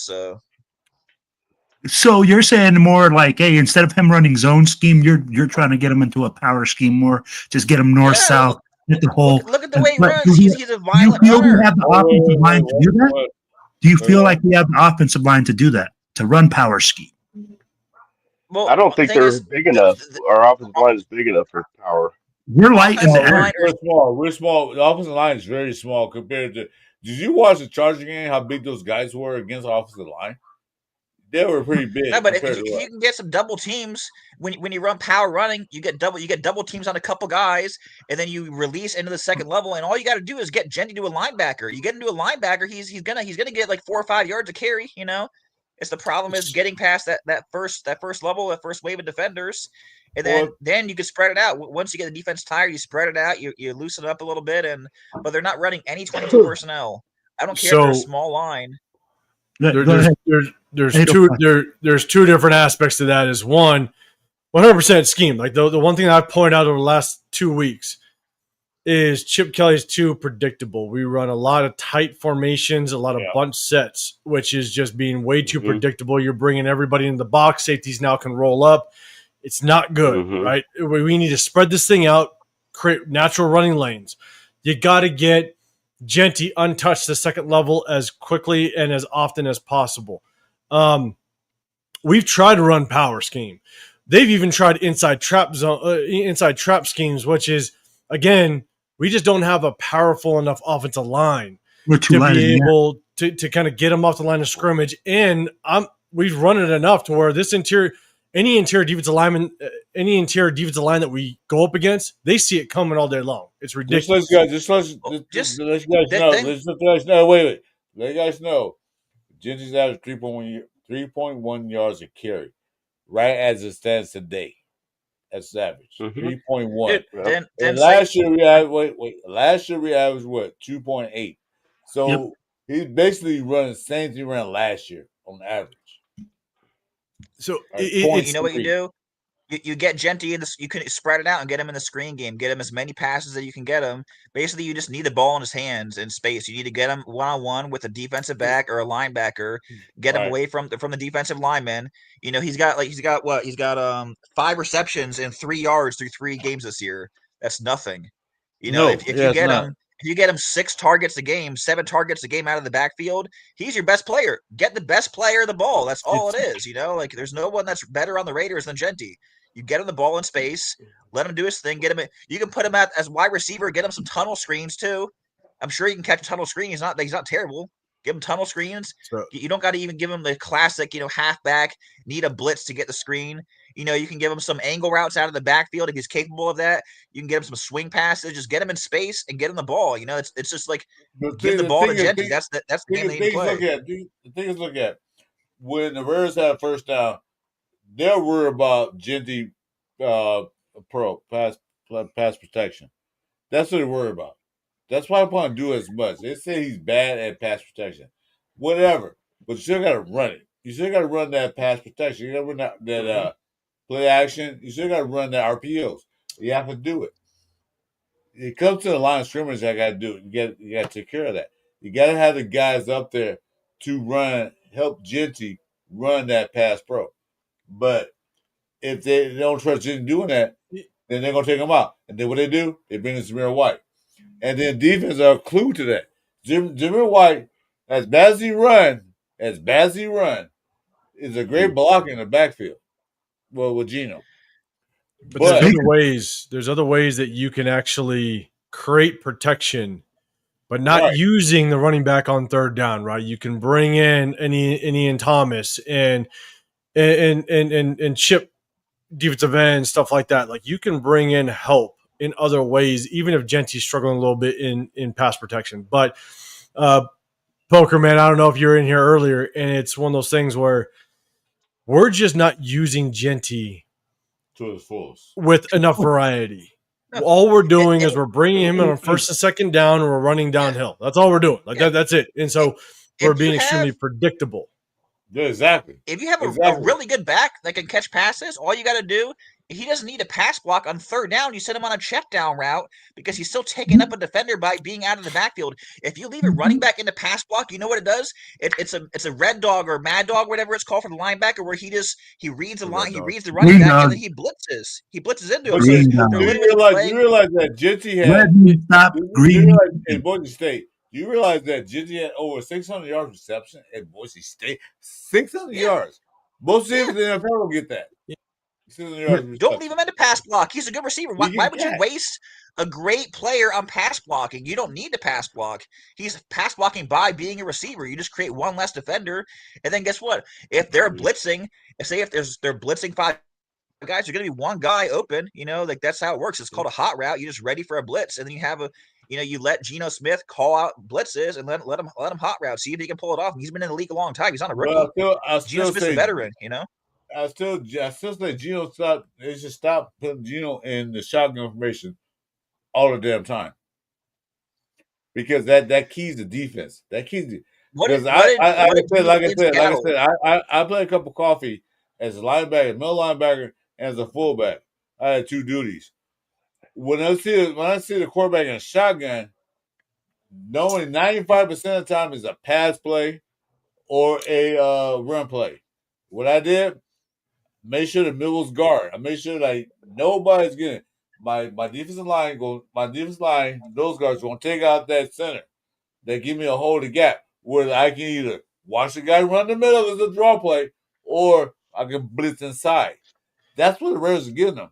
When the quarterback on the center, I had no fucking clue they're gonna run. I have to work my brains like, what are you gonna do? He's gonna hand off? Hand off, I got it. But then what if he plays a pass? Wow, China ran right past in the middle. See, that's what I'm saying. If you run a shotgun, you can predict what they're gonna do.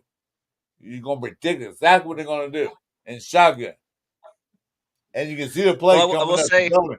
It takes longer to play development shotgun than does him Geno Smith being on the center.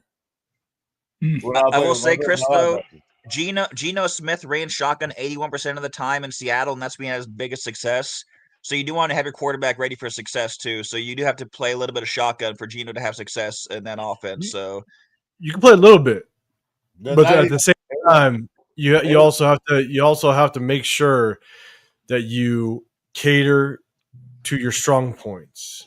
And Geno Smith is is good enough of a quarterback, enough of a veteran that you can play 80% under center if you needed to. Exactly. Right. But I mean, Poker, honestly, like I think you're kind of reiterating a lot of what I think a lot of the Raider Nation is saying. It's just we need more versatility. We need to be able to get Genty in space. We need to be able to use him in different ways as opposed to just be so damn predictable and just run behind, an offensive line all day long. I mean, we can't be predictable. I mean, you guys hired Chip Kelly, whose fault is Chip Kelly's not an offensive genius, But he was known for offensive creativity, but that's what we're lacking.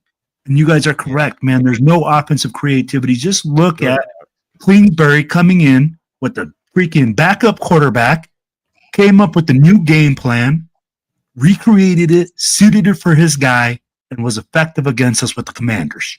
What's up, Hicks? I mean, like, that's the thing. We said it earlier, man. Chip Kelly, shame on you. $5 million with zero offensive creativity. $6 million, man. $6 million. Yep. Hey, Raiders, me at 805 will take half. Whatever happened to that Chip Kelly up-tempo offense? Remember Chip Kelly in Philly when he was going that crazy up-tempo shit? Whatever happened to that, with Well, and that's the thing. Where's your creativity? I don't think they have the personnel to run that upscale thing that Chip Kelly can run. Chris, you're light in the ass. I'm going to tell you something about Chip Kelly. I'm going to tell you about it. Maybe a that's UFC fan. I watched Chip Kelly in Oregon. I watched how Oregon did in college. They never won a championship when Chip Kelly was there. I wondered how he did. I saw it. I saw him in the Philadelphia Eagles. What he did. He ran upscale offense in the NFL. It worked for 2 years, but the NFL got caught of that. I saw Chip Kelly go to UCLA and play that, try to run it. They did all right, but they weren't that good. Then I saw him. Then I saw him go Ohio State. Chip Kelly had the right personnel to run the offense he likes to run. I don't think Chip Kelly knows. He came to the Raiders knowing that, okay, they got Tom Brady there. They got owner that wants to win. Oh, they hired a coach. Pete Carroll is a winner. Chip Kelly said, I can do this. Chip Kelly ultimate goal want to be a head coach eventually. I mean, my boy up at AL5 was on a show with me and Ray talking about that. He was the head coach. He don't have the right personnel to run the schemes going to run. He had to tone it down.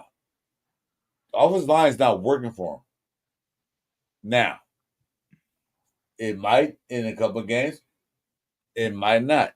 But he don't have the right personnel. He has the running backs. He has the receivers. He has the tight ends. Great. But the O-line is not working the way he want to work that scheme. The tough part, though?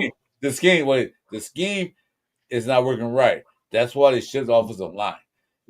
They just saw, like me and Jeff said, they saw shit coming in the draft. They just saw it coming. What do we need? Offensive line. It starts in the trenches. But here's the problem, though. There's things you can do even if the offensive line is struggling. There's plays that you can design. There's things you could do to kind of help out your offensive line, and we're not seeing it. We're not seeing the screenplays. We're not seeing the play action. We're not seeing move in the pocket. We've seen it a little bit to where even in pass plays, right?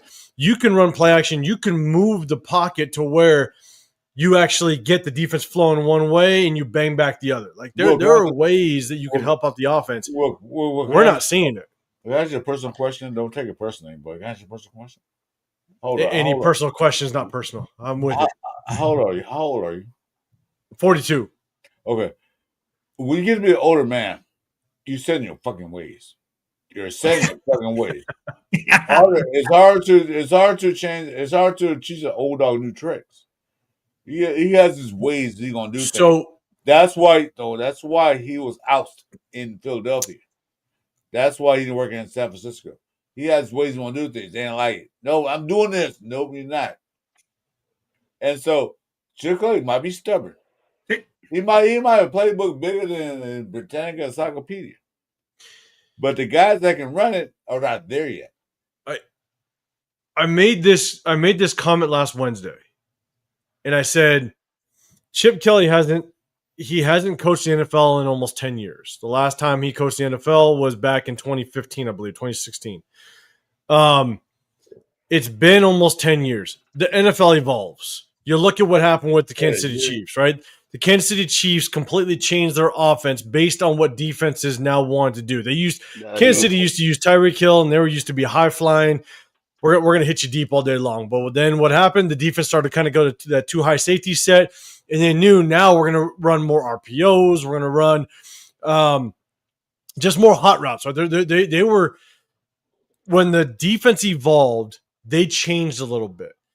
And my thing is Chip Kelly, which shot to my guy Severe, he knows Chip Kelly because of UCLA and stuff. And I asked that question because I didn't pay attention to a whole lot of Chip Kelly in college football.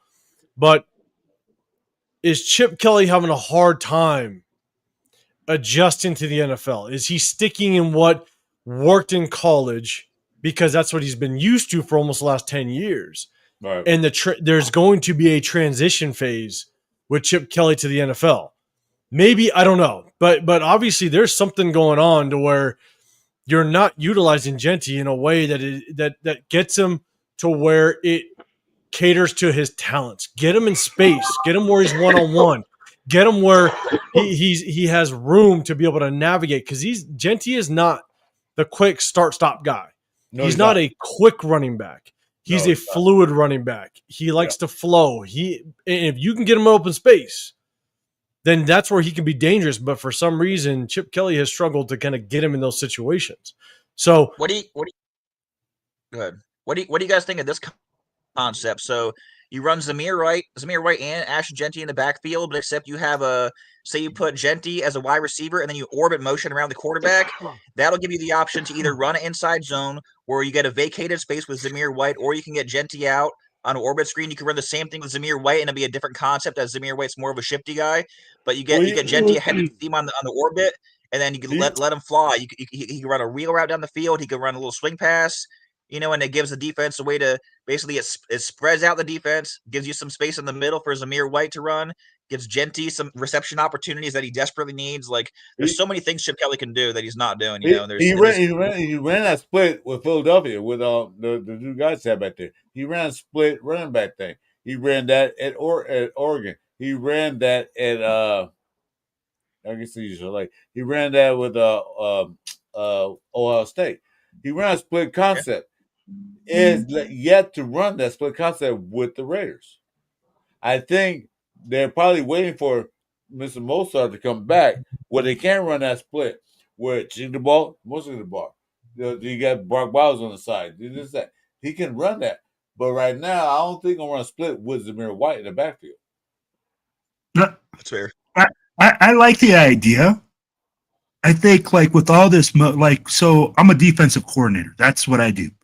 I get with all the motions and the shifts and everything like that. It makes the defense think. It makes us look at different things. But right now, to be honest with you, until we figure out the interior offensive line, it don't matter. Right. Because you don't have the time to do all this stuff.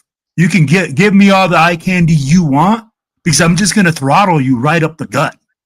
I mean, we are getting throttled right up the gut. We don't have any time to move this guy and we're going to have this motion and orbit motion and be in the backfield.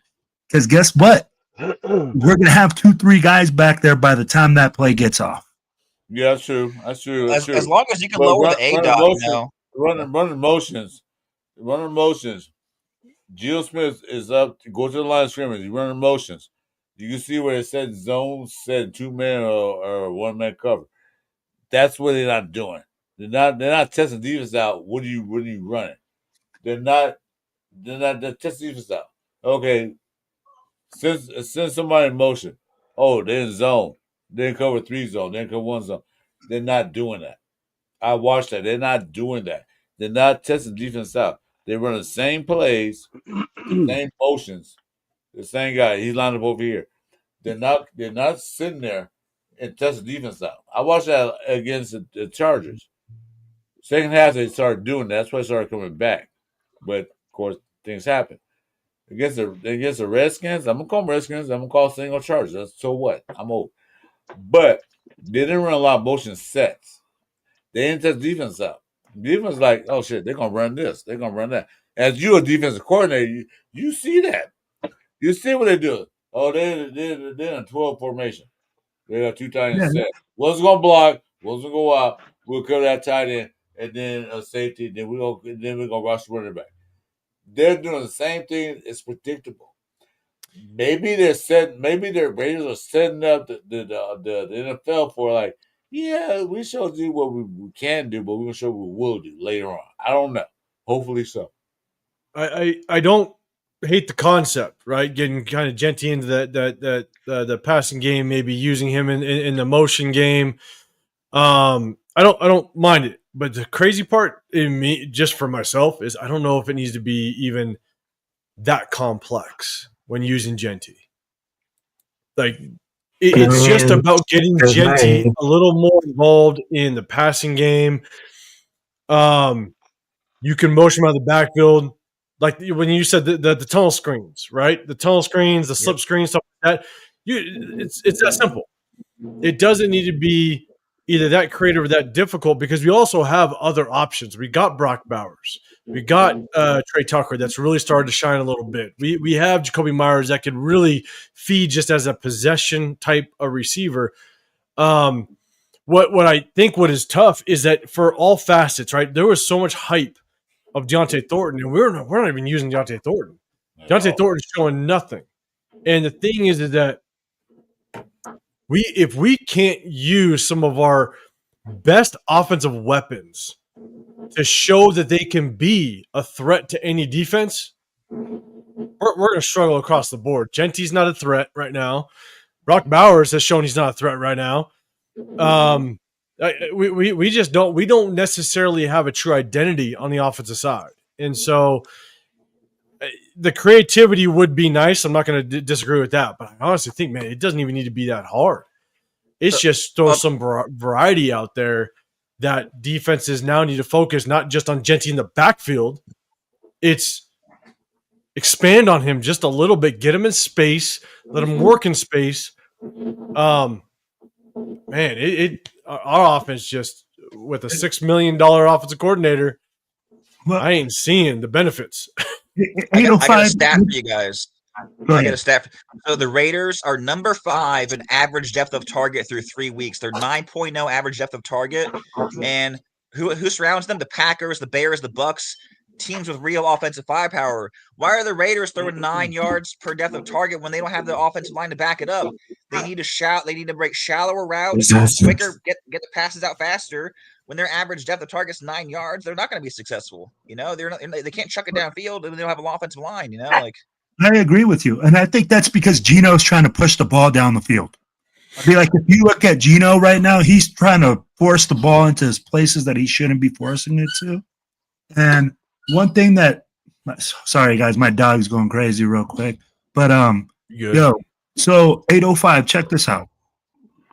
What were you just talking about 1 second ago? Sorry, my mind just went blank.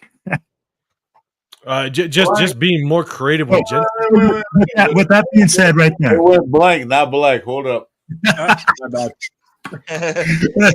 So with Genty, okay, guys, Also, people keep saying, "Oh, we should have drafted an offensive lineman there."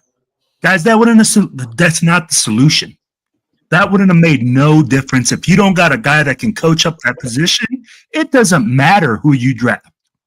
We're all going to be struggling. So we need to get off this hype or this train that people are like, "Oh, we should have drafted an O-lineman. We'd be so much better." I'm like, prove it.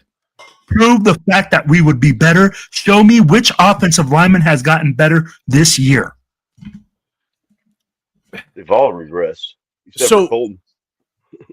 I guess here's the thing. The only thing I'll say to that is the offensive lineman was the better decision at the time, not knowing that Brendan Carroll was going to struggle. Like we were hoping that with the offensive line that we had, JPJ at center, Jordan Meredith at guard, Colton Miller at the tackle position, we knew the only real handicap was Dylan Parham. Like we went into the season going, man, like that is the handicap. That's why I wanted Mekhi Becton. I wanted us to pour as much damn money we had into an offensive guard. I wanted. I get what you're saying, but Yeah. tell me right now that we would be better off with Brendan Carroll not pulling his weight, not doing what he's supposed to be doing, and coaching these guys up. I mean, in look at hindsight, our whole yeah, line. we wouldn't have been. If Brendan Carroll's just as bad of a coach as we think he is to this day, to this point, then yeah, it wouldn't have helped. I agree. You guys know. spent 2 third-round picks on O-line. That's significant capital. That's not nothing. You did spend picks on OL this offensive line. But they're not good and they're not ready. You don't get me started because our guy Leo has a funny video of me on draft day because we drafted Genty and JT the Brit came on stage just hyping him up, and I was sitting there going, don't do that, don't hype him up with the offensive line we have. You better prioritize the offensive line in round 2 or we're screwed. And what do? We traded back twice. And then we took a wide receiver. And got a wide receiver that hasn't had a single impact on this season so far. Hey, you got a first down. The thing is, the 7 of us here can scheme up a Genty to get open and get him yards and get him success. He doesn't have to run right up the gut on first and second down like you guys are saying.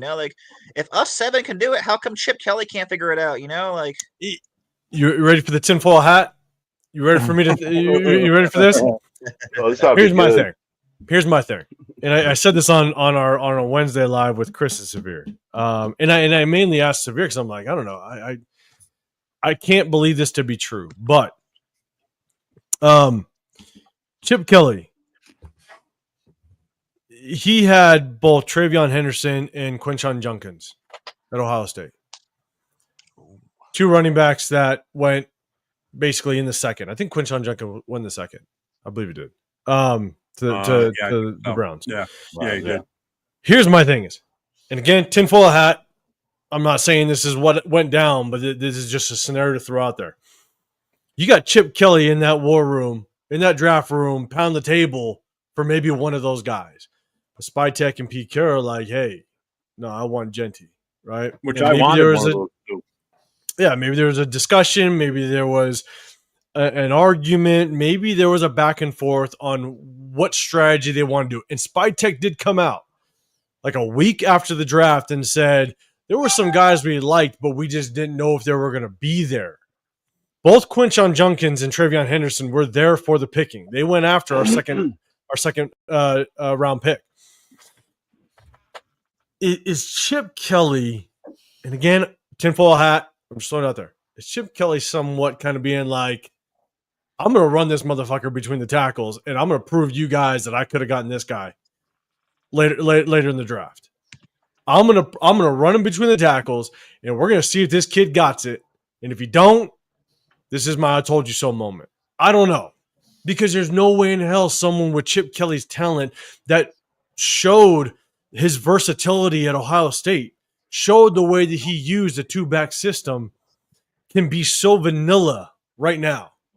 Maybe he needs Mostert back, Well, like you said, that makes sense because you know what? It'll find out you say that. He done it with Philadelphia. He done that system with 2-back system. He done that, and that is a good conspiracy.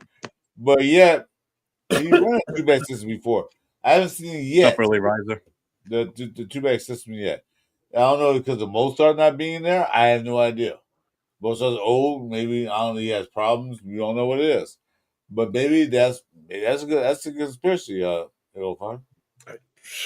I mean, there's no way with Chip Kelly's creativeness that he's not able to be just show more variety with Genty. I don't know. So it came up earlier in the chat, 805. It said somebody came up and said maybe his scheme is too complicated. And in my mind, I'm like, your scheme is too complicated for NFL players. I'm like, that's kind of like next level. I'd be like, you must have some spaceship stuff in there. But right? dude, he went to Ohio State. But hold on, Chris. All right, Chris. I don't think that it's that complicated. Again, I keep going back to, and I've been standing on this damn stool the whole time. I'm telling you, I think the offensive line coach is the problem. He's the run game coordinator. He's the offensive line coach. He's in there whispering to the OC, "Hey, this should work. This should work." You know, if I'm the run line coordinator, are you 805? Are you an OC or a DC? I've been both, but I've been both, but I'm mainly a DC. Okay, so like when you go OC and you work for an OC, right?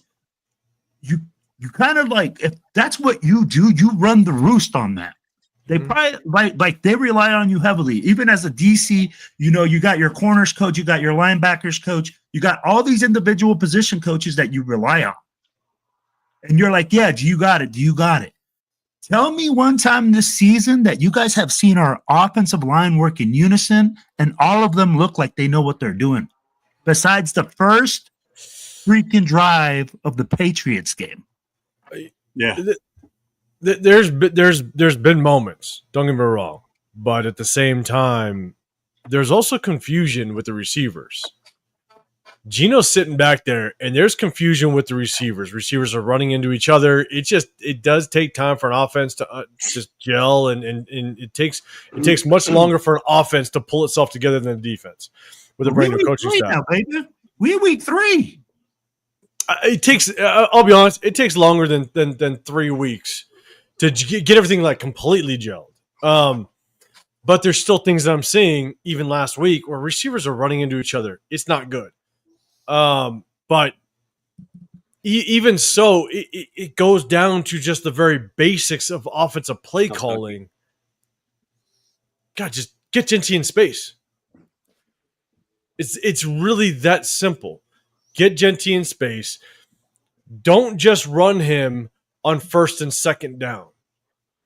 If he's just in the game on first and second down as a number 6 overall pick, you know that the mass majority of the carries or who's going to be involved is going to be Genty. You got to get more creative on third down to keep him on the field so that it keeps the defense guessing. And it's not just for that specific game. It's also for week 10, 11, 12, 13, where defensive coordinators now need to prep for a screen game or prep for Genty getting the ball out of the backfield. You just got to get more creative. And right now we're so vanilla that I hope creativity comes out of nowhere this weekend. Hey, so a little bit of a curveball. I got one question for you guys. We got a couple coaches in here. So I have this concept for a silent snap count where you can add at the end of any play, clock 5, clock 7, clock 8. And what that means is instead of watching the ball, all the players watch the play clock. And as soon as the play clock hits whatever number, the ball is snapped. So that way, when you're in like Arrowhead or something, and there's a loud crowd you can't hear, you call clock 5. As soon as that clock hits 5, the ball is snapped. There's no leg lift, no fucking clapping, nothing. Just an idea I've thought about for a while now, and I even have some business cards. I wrote it up. I was going to send it to a couple teams, but I thought it was a pretty innovative idea for a silent count and like a loud crowd. You know, it's not a bad idea. Not bad. I mean, I would have to. I've never heard that idea before. If your O-line can see the clock, that's the crucial part. Because is it hard to do that when you're bending down in the three-point stance and then looking through all this massive bodies in front of you? That's the difficult part. So, the O line can watch a center. The O line can still watch a center snap the ball. Can the center see the play clock typically? That's the issue, right? So that's the issue. I'll be like, so, and it depends on what the defensive front is. If they're mugging him, I'll be like, if you got two guys in the A gap mugging the center, and then you got a nose right over there, or a big old plugger right there, I'll be like, and you got a double A gap or something. That's fair. The downside to that is you can't predict when you're going to be able to get the snap off. If you're late to an audible, late to an adjustment, if the defense makes some sort of adjustment and now you got to change protection, that's the only downside. Is you can never really anticipate when you can actually get that snap off. That would be my biggest thing. And I'll tell you like this: in high school, they ain't seeing that. They ain't seeing that clock, man. In high school, you'd have to do that at a higher level. I never paid attention to the clock when I was in high school. Hell no.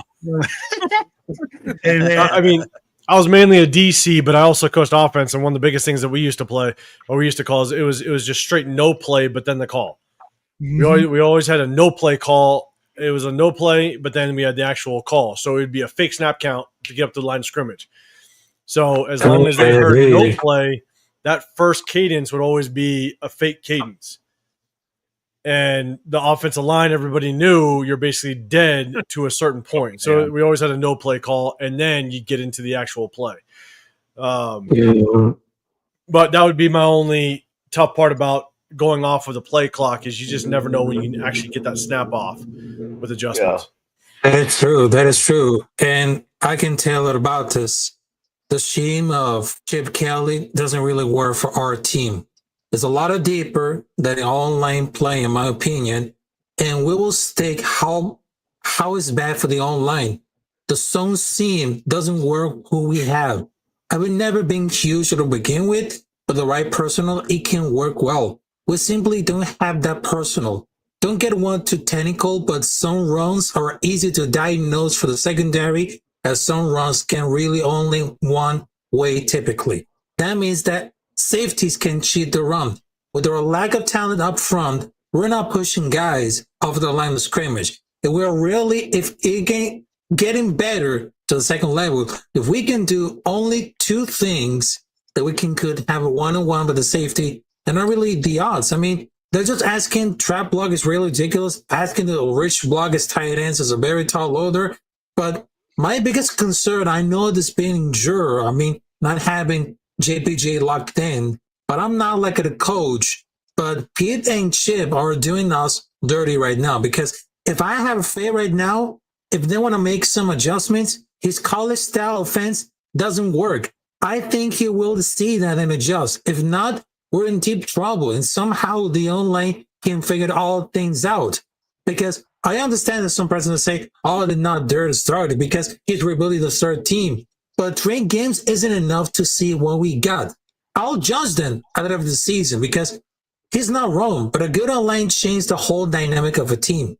Fits that first, and we look a little better. In the Chargers game, the biggest difference that I just saw between us, that was the online. Swap them, and we won that. And I understand that somebody are blowing about Kid Compete's comment. He's been all about competition for day one. JPG missed all of it last week for concussion. So if he wants to lock in, that should be earned it. Based on the performance season, he hasn't earned shit so far. But that organization has been constant for many years. And which means that you can get it online. The biggest part, if you can watch the film and they're missing simple blocks or getting bait what it seems like almost effortlessly. Now the coaching scheme has to change to fit what we have. Not sure what we work, but I know we cannot keep doing the same things. We need to fix it sooner or later. No, absolutely. But Rafa, I mean, like if you're saying change the scheme from zone scheme, there's only zone and power. And I'll be like, if you're going to change it to power, I'll be right back. I don't feel like we have the guys that are heavy enough on the offensive line to run power. I mean, like I had Lincoln Kennedy on the show, and Lincoln Kennedy came on and said, we are light in the butt.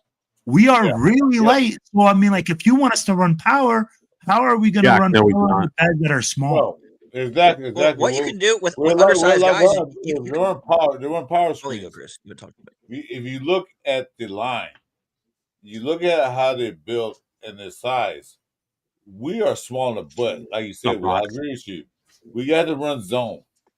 Power scheme is not work for us because we don't have the power to push guys off the line of scrimmage. None of them. We can push back in the power scheme. Zone, yeah. Parma's lousy in power block because it's lighting ass. Although yeah, BBL is still lighting ass. You got okay. You got we gained some weight. That's what I said. You got Kappa lighting ass. You guys, our line is small compared to what we used to have back in the day. We used to have power guys, like you said, Lincoln Kennedy. We had guys that can push out line of scrimmage like even tomorrow. We can't power block. So the best option is to run zone. You can run some zone and still get leverage on the defensive line. If you could, what you can do is you can run like outside zone concepts where you let the backside go. You double team a couple D linemen. You got two light guys double teaming. Then you get to the second level with one of them, and then you can run that and still get upfield. You just got to run some double teams. I totally agree with you. I totally agree with that. We talked about that. The power's going to work for this offensive line because they don't have no junk in their trunk. No junk in their trunk. They don't have the power to push Chris Jones or whoever out there. They don't have the power to push that because they'll just push them back. I'm thinking of like 2005 Denver. You know how Denver used to run it in 05? Well, without the cut blocks, of course, but still, you run it like they ran it, with the outside zone and stuff, and they had a light low line back then. But they had a run back. They had a run back. Okay, someone's speeding back again. We got people. I mean, that is right. And I gotta tell one last. Oh, the feedback. Oh. Yep. It's probably Mike. Hey, I'm not even saying nothing.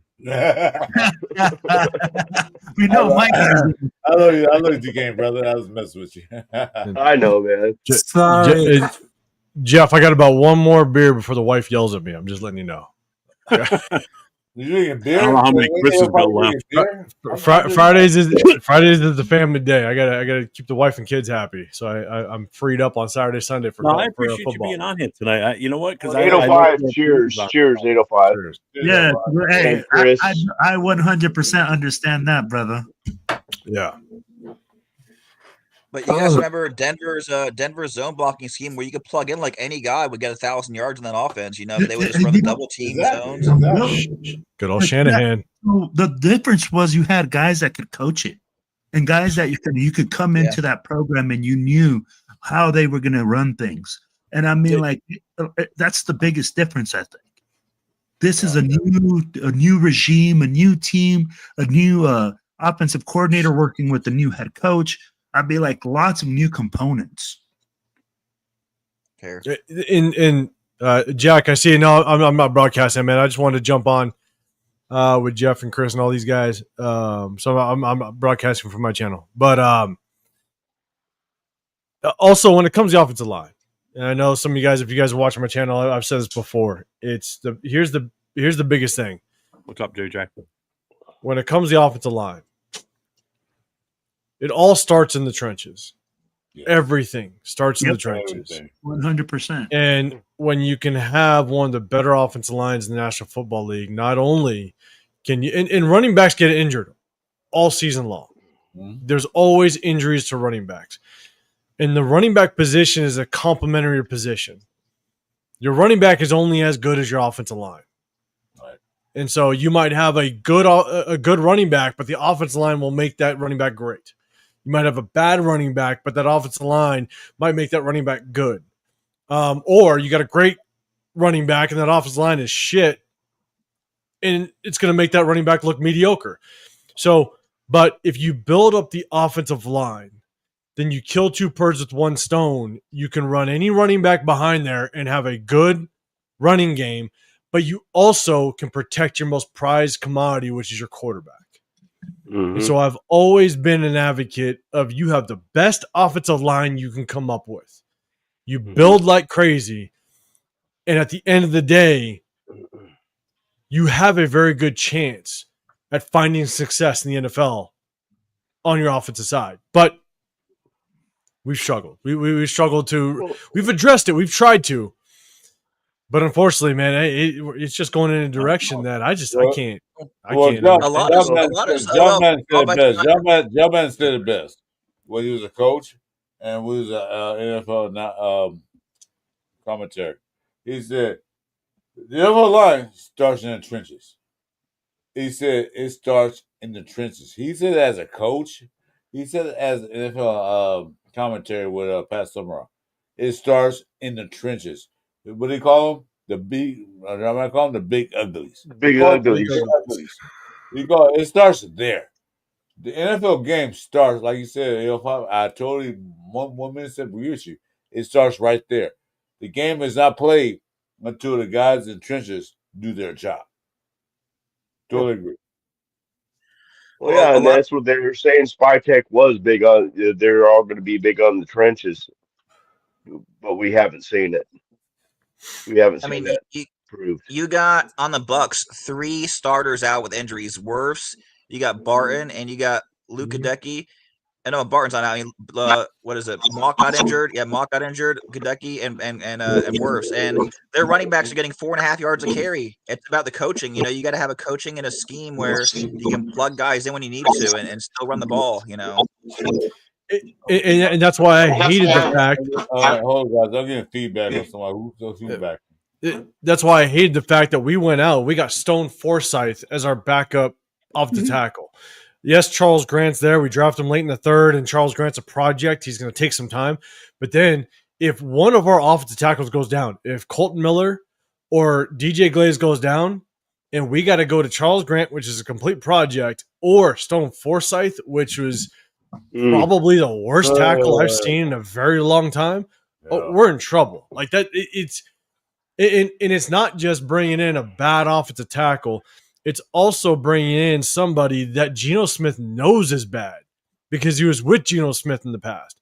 And so if Geno Smith knows Stone Forsythe all of a sudden is going to come into the game, I guarantee you his quarterback clock is going to run short real quick, and he's going to have happy feet in that pocket.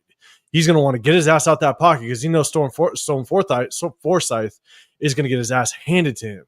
So to make that move made no sense whatsoever. Like, Thayer Mumford was our backup tackle last year. He was our backup tackle during the preseason. As much as Thayer Mumford was not very good, I would have kept his ass over Stone Forsythe. But again, there's so many damn question marks with what this coaching staff has done, this front office has done, that if it turns into a really bad season, it's shitty that we can point to so many things that a lot of this fan base already knew was going to be bad and they never fixed it. So I will tell you guys, as a Bucks fan, be patient. Spytech, I watched all of his press conferences, especially when it was regarding to the draft. He knows talent for sure. Under Jason Light, just give him like 3 or 4 years, and he's gonna produce for you guys for sure. So you're a Bucks fan? Is that what you said? Yeah. Okay, so then let me ask you this question. Hey, look at my subtext says not a Raiders fan, so it's right in there. So then let me ask you this question about Spytech, because here's the thing: is a lot of people want to point to the Bucks drafts and everything like that. And look, I will always, whenever you're looking for a GM, I will always look at what organization have they been tied to for a certain span of time. So, for example, before we picked up, I think it was Tom Telesco, maybe, Tom Telesco. Before we picked up Tom Telesco, I wanted Joe Ortiz. Joe Ortiz came from the Baltimore Ravens. He was with the Baltimore Ravens for 20 plus years. He was under Ozzie Newsome, now Joe DaCosta. He was part of that Ravens organization for 20 plus years, and that was the guy I posted a video on my channel. The Raiders were never tied to him. There was no talks that he was coming for an interview, but that was one guy that I want us to go and at least reach out to go after. Now he's the GM for the Chargers, and look what he did. He prioritized the entire offensive line. and made sure that there were going to be bullies in the trenches. And that's what I wanted. But here's my thing: is with Spytek. Do you think that? Sorry, not you. 805 Peters goes, we're 0-3. No, we're not.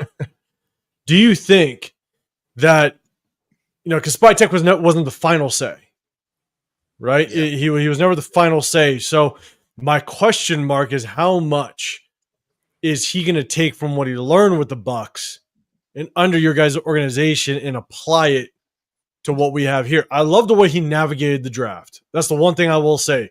We have not been able to move around in the draft like we've seen with Spytek. He did a hell of a job. We just have question marks with all the goddamn picks that he made. Jack Besh in the second, waiting to address the O-line after getting Genty late in the third, after trading back twice in the second. There was a lot of things that didn't make sense, but I love the way he navigated. I mean, do you truly feel that he was a benefit in that Bucks organization to some level? Bueno. How do you feel about the man behind the face mask? Because that's what Jason Light was big on, is not just getting the player right, but getting the man right. Because that's the biggest miss that I think the Raiders have had in their history, is picking the wrong man. You have the guy, but you don't have the man behind the face mask in the head to be that guy for your team. Because they pick like Jamarcus Russell and all these head cases and players that have speed but no brains. But Jason Light, his biggest thing is looking at Emeka Egbuka. He's a man of God. He's a great character. All the guys, Tristan Wirfs, huge character guys. And the thing is, when you draft these guys, you're going to miss on some. But the thing is, when you land on them, when it comes to that time to get a new contract, they're going to sign team-friendly deals because they want to stay with that team. They want to build a life with that team. And when you don't draft these diva-type players that want to get mega million contracts and everything, and they ruin your salary cap, and even if it takes Spytek a couple years to get his draft legs going, because Jason Light, he was a sharer of information. He wasn't a hoarder guy. Like, he has a whole team of people that he relies on, and Spytek was like his right-hand man. So I don't think Spytek's going to have any issue.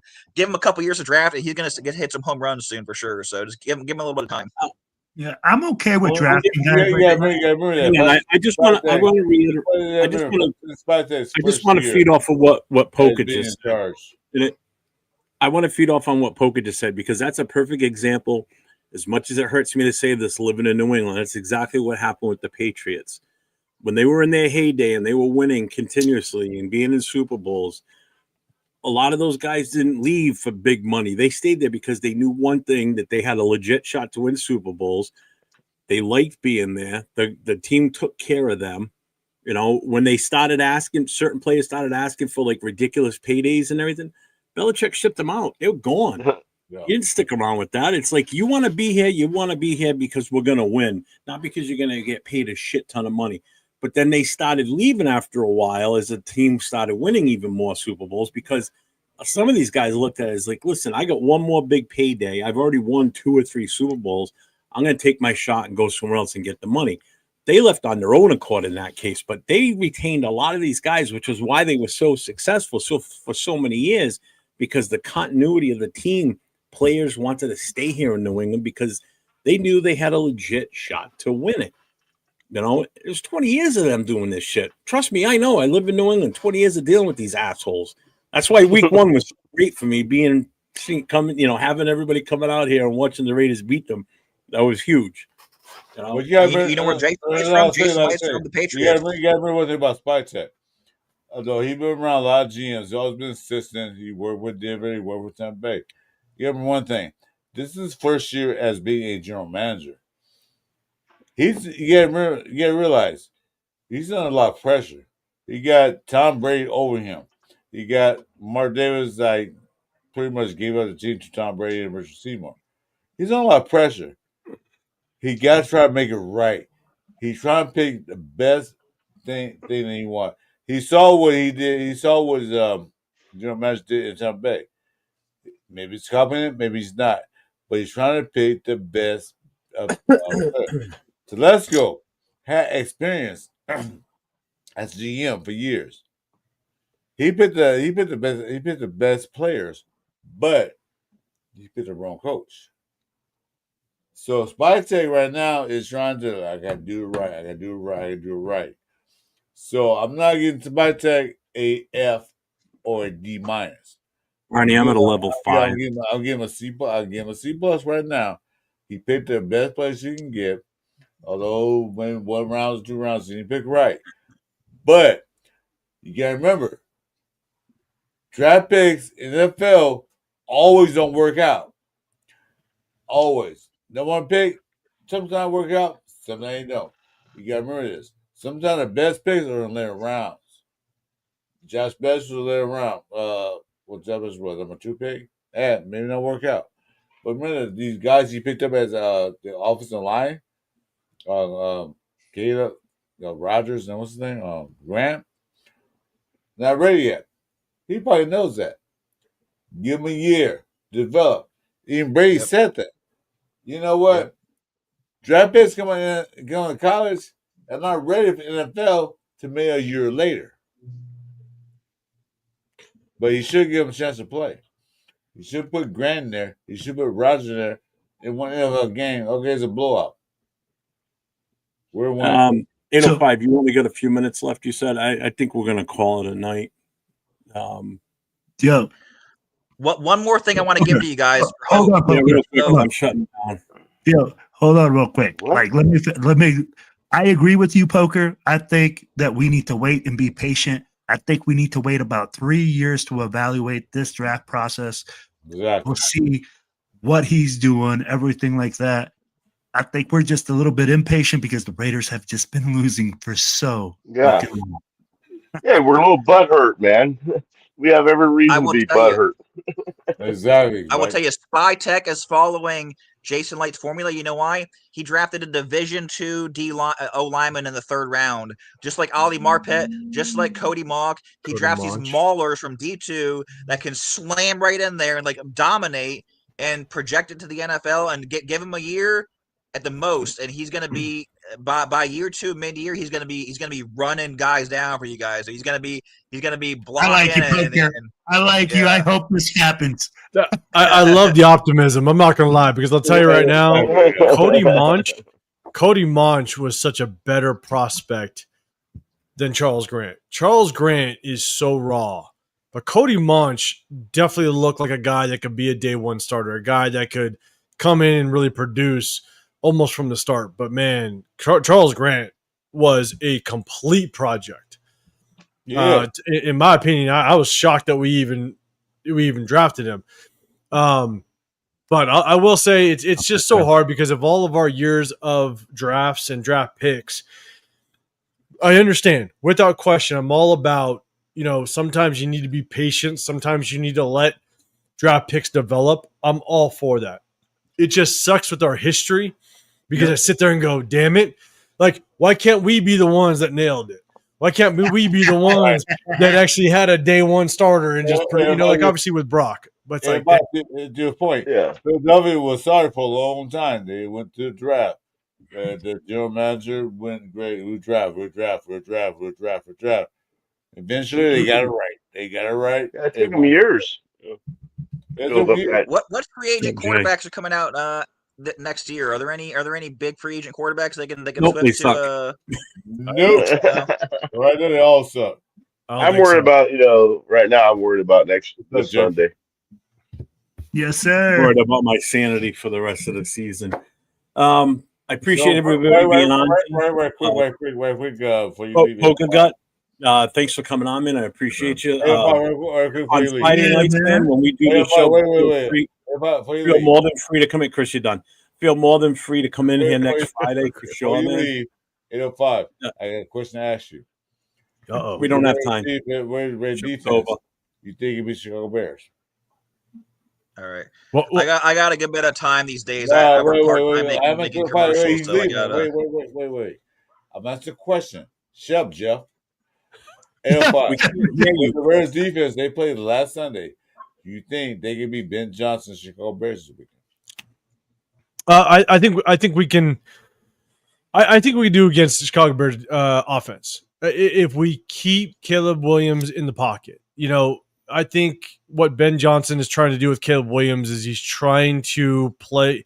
He wants Caleb Williams to play under structure. I think he's trying to kind of create Caleb Williams and the quarterback that he wants him to be, just like he had with Jared Goff. But I think Caleb Williams loves to play out of structure, so it's going to be a little bit of battle. If we can force Caleb Williams to have to read that defense and play inside the pocket, I think we have a little bit of an advantage. If we miscontain, we let Caleb Williams get out the pocket, we let him run around and just kind of have fun, I think it could be a long day. Okay. Thank you. So thank you, 05. Yep, I'm with you, Chris. I'm with you. Well, I thank everybody for coming in here. Like I said, Polka got next week, definitely next Friday night. Stop if you by. want to pop in, appreciate it, man. We don't care if you're a fan of another team. You don't have to necessarily be a Raiders fan to come in here. Will, thank you for being in here. Mike, thanks for coming in at 8:05. Thanks for your insight, man. That's why I appreciate it when you come on the show and talk about shit. And you and Will together is a great matchup. You guys ought to hook up together. Yeah, man, Seriously. it's fun. I mean, Absolutely, man. You guys Love have a whole talking different aspect. Oh, yeah. to talk. Can I just oh, sorry. Hurry up, man. I gotta go. All right, so salute to everybody Bye. else. All right, there. commercial break's over. I gotta take a big Chip Okay. Kelly, guys. I'm out. I gotta take a big Chip Kelly right now. So Salute to you, brother. On that All right, note, all right. Tomorrow night, Chris and I will be back on Last Call podcast along with our co-partner Jason Downs. Sure about that? Yeah, he'll be on. Tuesday night, Will and I will be together on the Most Notorious podcast with Cheeto Linus and James from the military chapter for the Black Hole. And Wednesday on the Raider Connection, we're going to have a special guest. We're going to have the Violator on with us. Wayne Marbury is going to be on the show with us Wednesday night. So make sure you guys tune in. Nice. And so, if I get a show, if I was show coming up, Yeah, what do you got? 8:05 Sunday, right? Yeah, Sunday night after the game, and then on Wednesdays we break down game film. And this week, hey, if anybody's at the game, I'll be at J-Lot. I'll be at J-Lot having a good time with everybody. So if anybody's going to the game, I'll be there. That's where Black Hole's going to be. They're going to be at J a lot too. yeah. Yeah, And so it's Sunday morning. Me and Raid Nation Jason have a show early before the game start. It'd be 8:30 a.m. Pacific time was there for me, but we have a show before the game starts. Talk about it. Also, I got a new show coming up. Just before you guys leave, I got a new show coming up Tuesday night. You know what, sir? Start Tuesday night. I nominate you for the first week. All right, everybody. Thanks for being here tonight. We'll see what happens on Sunday. guys. Don't forget, I'll see tune in y'all. tomorrow night. Chris, myself, and Jason Downs will be on tomorrow night for the Last Call podcast. And as always, like I say, stay safe and go Raiders. Go Let's go. Raiders.